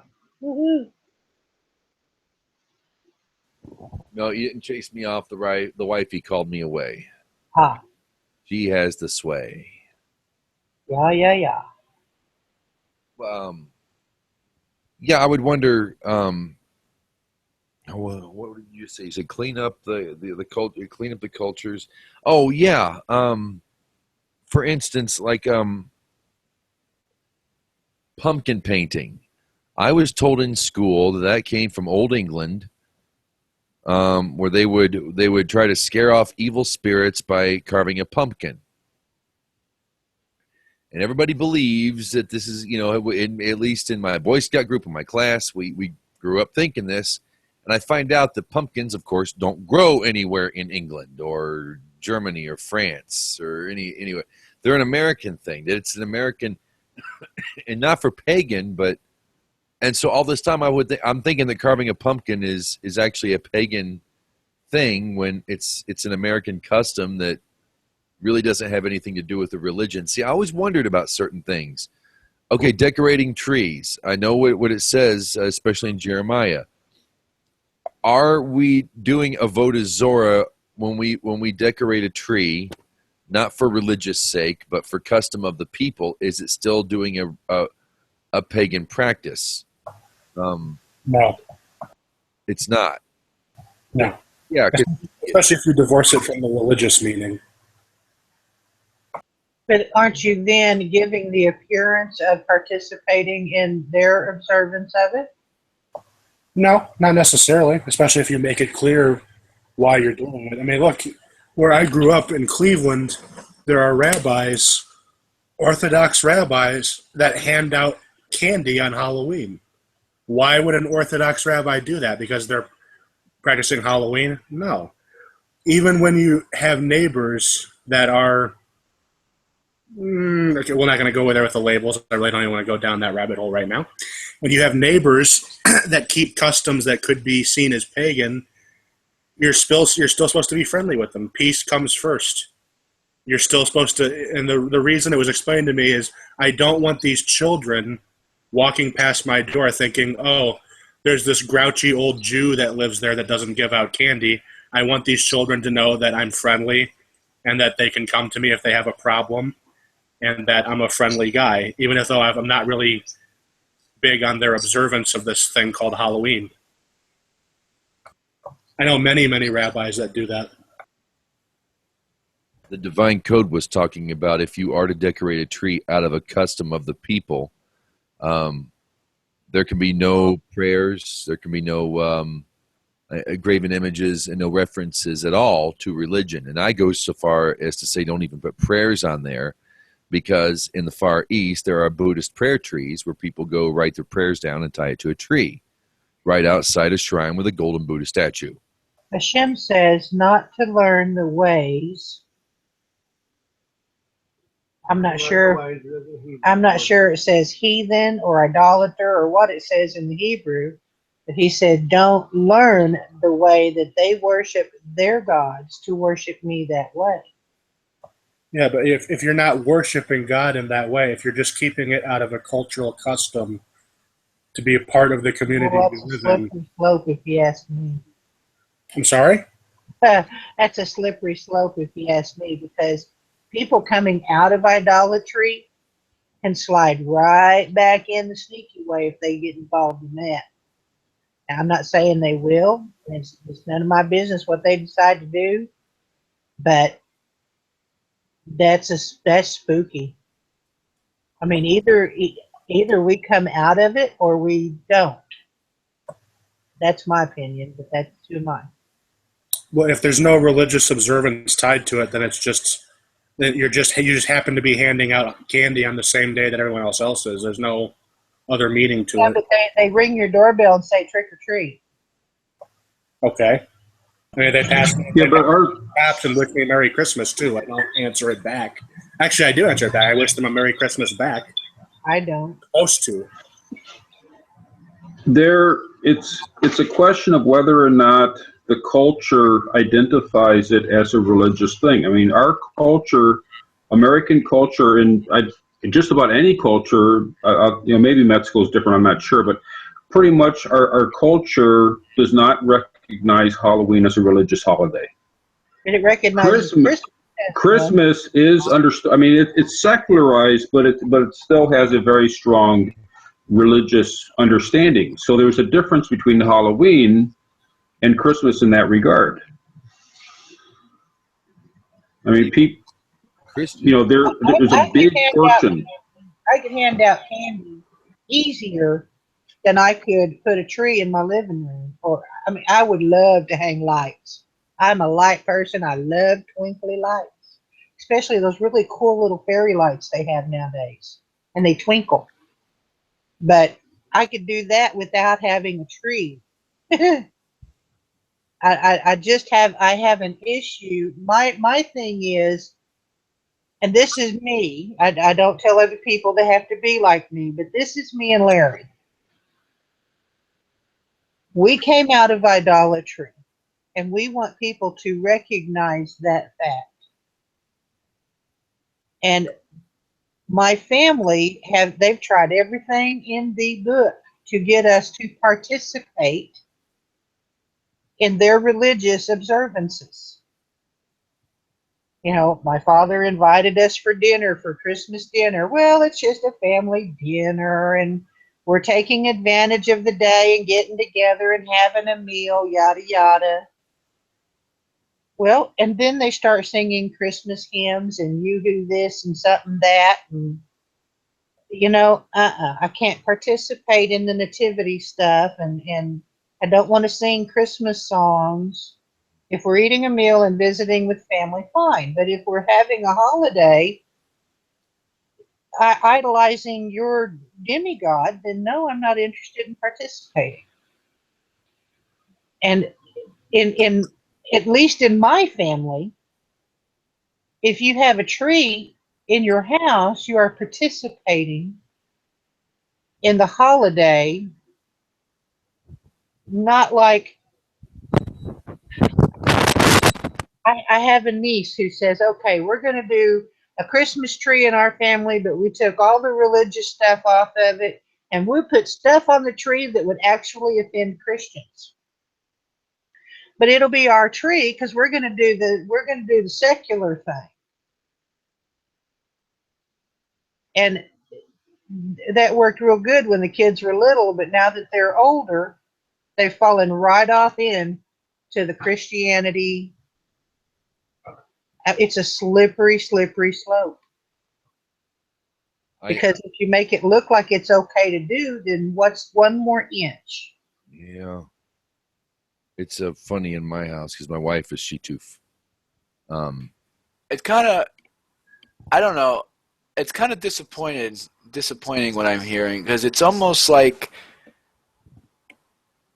no offense, but it's almost like dogmatic in the way. Well, I mean, aren't we supposed to be getting away from the dogma? I mean, isn't that why we don't like Christians? Is because they. Are we supposed to leave idolatry or not? Of course. Well, But it's you within your midst. That's what the Torah always refers to it as, within your midst. It means within yourself, your identity, And home. home, right? I put it away for a long time. And I don't blame other people if other people want to do it, but But just, I mean, to be invited over to your family's house for a beautiful Christmas dinner, that's a wonderful thing to do. okay. But being so strict and dogmatic about it, it's like, I mean, sure, like okay, you could be so pious.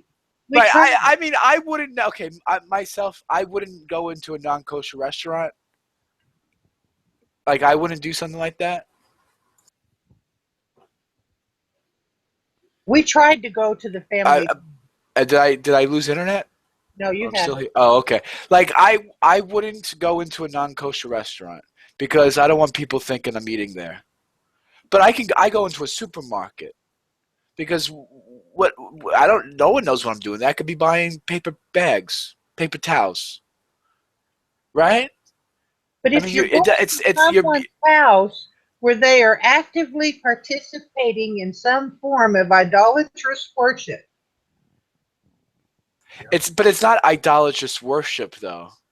Having a tree decorated in your house because it's a festivities for the holiday seasons. That's like a nice thing to do. It's like I don't want to go to my friend's house because he has a menorah with lights in it and he spins dreidels. I mean, he's an idol worshiper. I don't want to go there.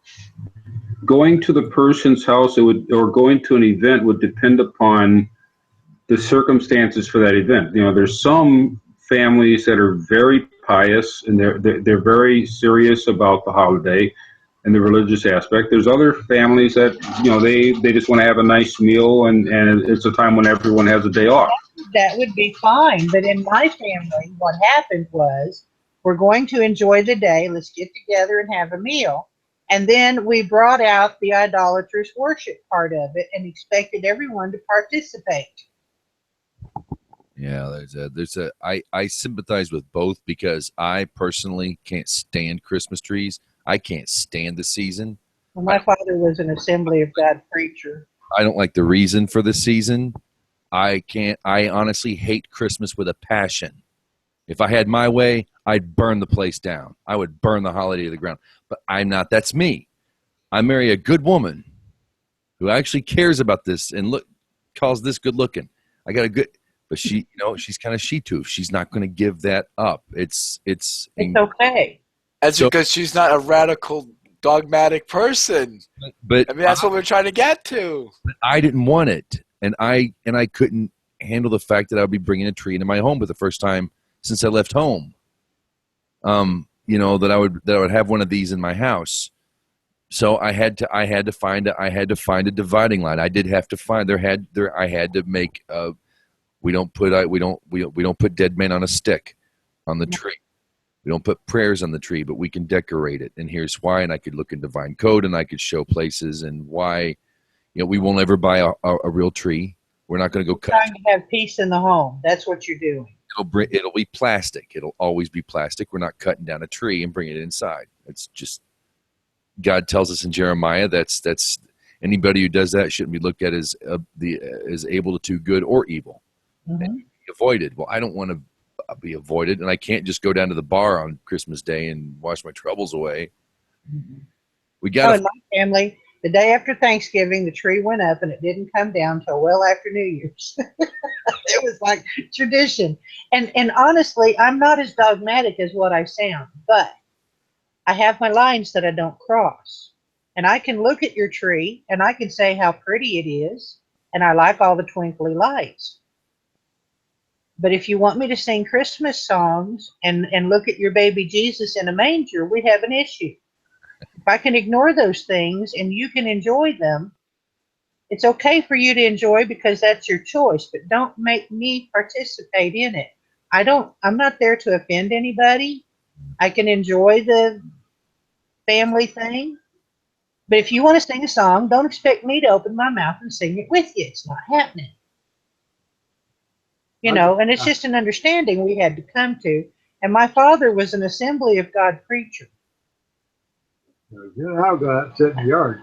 So That was- I couldn't even attend his funeral because they had an altar call service kind of thing. And I don't go there. I sat in the parking lot during my father's funeral because I couldn't attend his religious service to save my soul. I can't go there. I can't. Maybe I'm wrong. And I don't expect other people to be as I am, but I cannot go there. I came out of idolatry and it makes me ill. I can't. It's not about being dogmatic. I just physically cannot do it. I went to a funeral and they were Catholic and it was torture. And Larry did that with his dad and it like to kill him. I am not telling you. I'm not using that word lightly. It was torturous. It was one of the worst experiences I've had in the past decade. You know, it was how can you, I mean, and this is normal. How can you be around that much death and blood? Oh, Didn't we just? I don't understand, James. Didn't we just read Leviticus where it just talked about killing like 70 animals, bleeding to them on an altar for sacrifices for atonement? I don't understand. Yeah, but it's not human blood. Like in a Catholic church, you have Stations of the Cross, which is the nice bloody journey that Jesus took from after being whipped. He walked up the mountain, the steps to take, before he got put on the cross. And yeah, he was beaten so bloody he was unrecognizable. and depictions of it, and then of course the dead guy on a stick hanging up there. Mm. Yeah, to hell with that, and I mean that most sincerely, and with heart and mercy for those who attend places like that, who are what was the word? Is it nochri? It's disgusting, and yeah, and I won't go to another Catholic funeral ever. When you wake up and come to the realization of what it is, it causes you physical stress to be in it. I was a little. I can somewhat understand where you're coming from. I'm not totally. I don't want to make it seem like I don't understand where you're coming from. I do understand where you're both coming from. But we have to. The reason why I'm bringing this up is living in an ugly world. How do we get along? I'm raising children here. Don't buy it. We had a choice up the road of a non-denominational Christian church who doesn't have idols. By the way, I looked in their sanctuary to take care of the kids, or this daycare up here, this pay for daycare. And I would much rather my kid be in a church than a secular daycare. I would trust the Christians and good God-fearing Christian people with my children than I would someone getting paid to do it for the sake of getting paid to do it. And how do I grow up in the world? Because I know Torah is true, 100%. And all those who oppose, be damned. God bless you. I wish you the best. But I have to live with these other people. And my biggest thing is, how do I fit in? But not necessarily where I fit in, but where are my kids going to fit in? I wrote Madeline's name so many times in Hebrew on the mirror. We have mirror markers, before you go. I've written it so many times in Hebrew that when she saw it in English, she's like, "That's not right." I'm like, "Yes."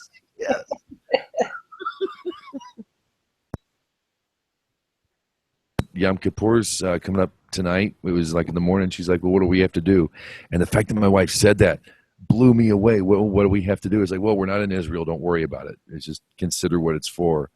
But she was so, so it goes on people. You should have what you're supposed to say is, let's go down to the shul to listen to the shofar being blown. I got to blow a shofar with Larry. Uh-huh. He was better at it than I was, but I pulled it off. My middle school trumpeting skills worked. You did very good. We'll whip you into shape, James. Don't worry. Need to be whooped. No, like the rabbi said, torture is nothing to glorify. No whipping. What if I whip myself? Where's that? That's worse. That's like that's God, what. no. Speaking of what Catholics do, they do that. They whip them. They destroy their bodies. I've seen videos of that. Oh my gosh. They poke little holes in their back with pins.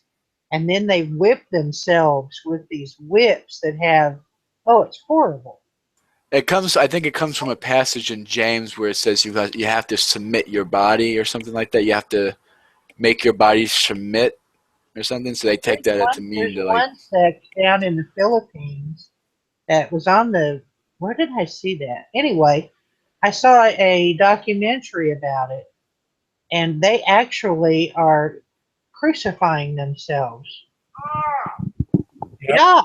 See And they that. have them do it See, every- that's real idol worship. You know what I mean? I mean, Jesus was a nice little Jewish boy. I mean, that's just the fact of the matter is he was a nice little They yid. figured out how to do it so that they don't even bleed. They hit that hand just in the right spot, and they literally put that nail through their hand and hang them up. And they turn it into like this travesty. They turn it into this Misha Goyim garbage, whatever you want to My call idea it. is to stay away from it. Let them have it. Like, no, I don't need that. I am God. There was a British journalist who went to the Philippines to document that, and he ended up. I don't know if maybe he like needs his medication adjusted or if he needs to be on more drugs, but he ended up volunteering for it, and he let them crucify him, and he lived. Yeah, they do. Yep, And they do it every year. Yeah, and I guess he's gone back and has done it multiple times. Like, what the hell is wrong with you? This was a barbaric method of execution. It's not something you do like going to the movies. But what they do is the people that get up and do that, they say that it's a way that they atone for their sins for that year. It's just it's horrific. Pam, if your family starts doing that, then I think you should start, throwing up red And flags. I've got my family. I think you're okay. I think everyone is okay. No, we got that all issued. I mean, we came out of Christianity in 1993, so we've had plenty of years to get them to understand we're not participating in their holidays. We'll do Thanksgiving with them. We'll do 4th of July with them. And other than that, they're pretty much on their own. We could also do Happy Tuesday,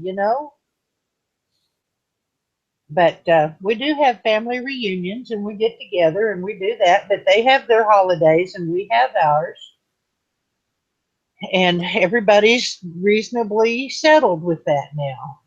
It just took a while to get it straightened out because I didn't want to disrupt what they thought they needed to do, and I didn't want to make them feel like they were wicked or evil. I just didn't want to participate in it. And, you're not a true Christian unless you can force people into participating with you. So I just, from October to after New Year's, I learned to stay away from certain people because, I could go to my father's house, but then my stepmom got offended because I didn't like all her stuff. She'd check out boxes and boxes and boxes of trinkets and things that she would decorate her house with. And I never said anything about, oh, I don't like them, because if I show up at your house, however your house is, that's your house. Yeah. I came there for a reason, to see you, not your house. Yeah. And I would go to visit, but from October till after Christmas, she would be offended if I showed up because it made her feel guilty. And I never said anything to her except I don't participate in that. I don't do it. I got it. I have the key. I think I found the key. Babs. Y'all. Barbara Streisand. She did a beautiful, little town of Bethlehem. And every year on Christian radio stations and all throughout, they do the whole Christmas, 2 weeks of Christmas music, you're going to hear Barbara Streisand, who, as my mother says, is very Jewish. And bless her. you know, she sang "O Little Town of Bethlehem." Now, just think about that for a second. Maybe that's our answer. I don't know.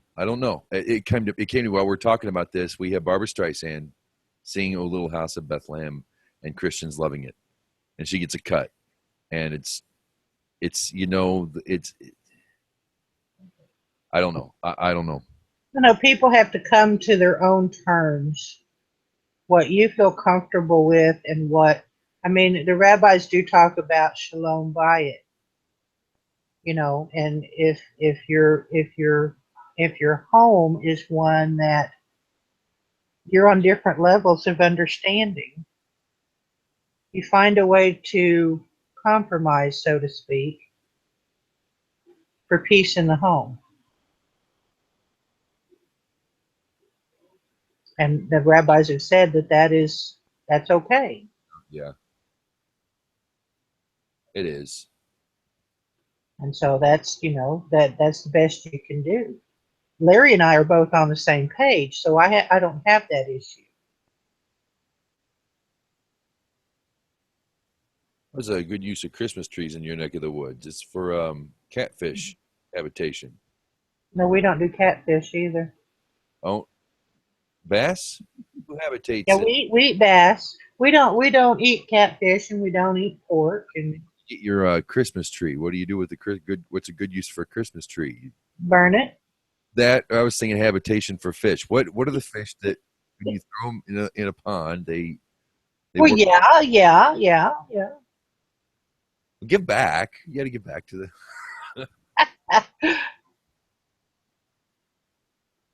Yeah, that's true. Some people buy live ones so they can replant them. Let me see. We didn't get to get Path of Abraham in here. He had brought up. He was talking about the holidays and the significance of Shabbat to the world, and he one day was like, I was really surprised at something about Shabbat, just how universal it is. It's like before Messiah comes, before Mashiach comes to us, the most important holiday for the relationship between Jew and non-Jew is Sukkot. When Messiah hits, it's going to be Shabbat. That will be the one the world compasses around. You know what I mean? You know what I'm saying? You know, Messiah comes, nobody can convert. Those who have converted are converted, and anybody else from the lost tribes is counted. It just stops right then and there. So from that day forward, the importance of Sukkot, or I don't want to say it's surpassed, but Shabbat will be the worldwide, the unification between man and or the non-Jew, man and God, yes, non-Jew and Jew. Whereas now it's Sukkot, and we're kind of on the cusp of moving into, you know, the Messianic era, and that's why Shabbat's, you know, is starting to shine brighter in the world. More understanding of it. Say what you will, Seventh-day Adventists gave a real big finger to the Pope. They've gotten a lot of flack for it too, but they said no, we're not going to, you know, that awareness. It's going to, you know, whereas Sukkot is taught now. I'm not wording it right, so I'm just going to shut up, and hopefully I made my point. Go ahead, Pam. You actually did well. I was going to say earlier, we could probably find a sukkah to sit in, but they'd be messy. There is a large group of messy around here. Really? Yeah. We passed their church. I've never actually met one, but I hear it, and the church is rather large. It's kind of in the country, so you don't expect it. They used to have a big billboard in Grove advertising their services. So I could probably find a sukkah. We wouldn't have a good time, though. By messy, you mean? Messianic. Messianic. Oh, God, not those people. Yeah, there's a lot of them around here. Oh. Every time I get close to stop drinking, I always run into one of them. Well, now we were messy for one little mini bleen. I Yeah. call them messy. It for us, it was a stepping stone. It was what enlightened us to Torah. I liked them for about a year. I was really impressed by them for about a year. Yeah. Yeah, but that's about how long we lasted. But the more Torah we learned, I like them when I watch them walk away from my doorstep after I've told them never to come back. well, I like to have Bible study with them to show them stuff, and then they don't want to come back. Oh, the best. Oh, no, they won't. They don't. You show them Torah, and they're like, "Okay, we don't need to be here." With a little bit of luck, you might get that 1 out of 10 that's curious and actually wants to learn more.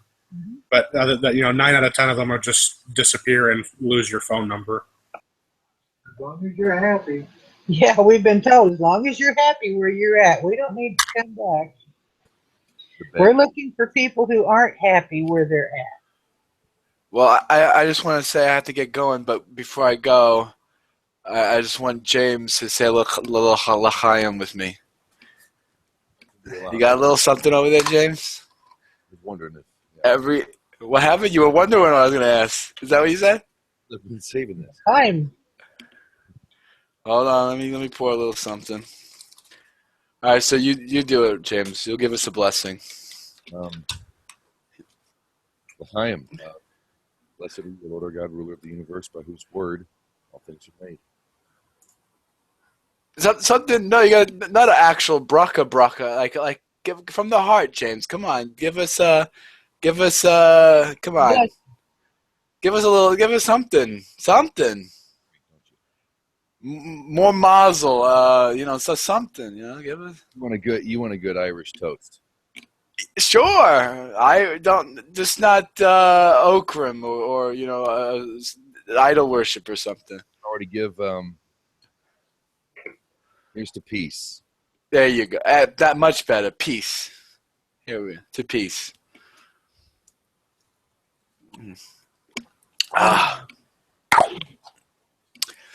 I appreciate the hangout. Thank you, Rosalie. Good night, Rose and Pam, Bob, Rabbi.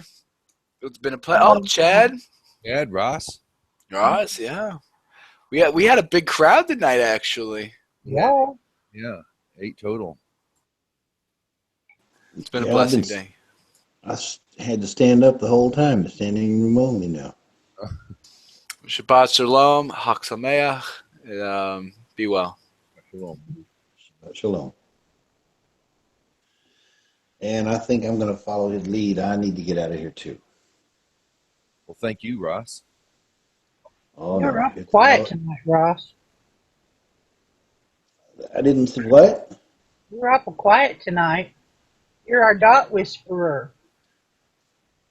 Oh, well. Sometimes I just like to listen. I'm glad you showed up to listen too. It's all right. Thank you.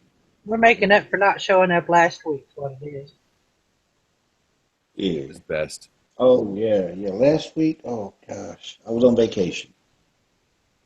But last week I was canning salmon. I didn't make it. Canning salmon? Yeah, we were blessed with some salmon. The long slab of salmon. Oh, yeah. We got about 5 pounds of it. We were blessed. And I needed to get it preserved. And so I was in the kitchen canning salmon, and I couldn't leave. I could, but I might have forgot what I was doing and blown my pressure cooker up or something. So I'd stayed in the kitchen. Yeah, and then the house would smell like fish. Oh, yeah, and it turned out really good, too. Now I want to go buy more fish.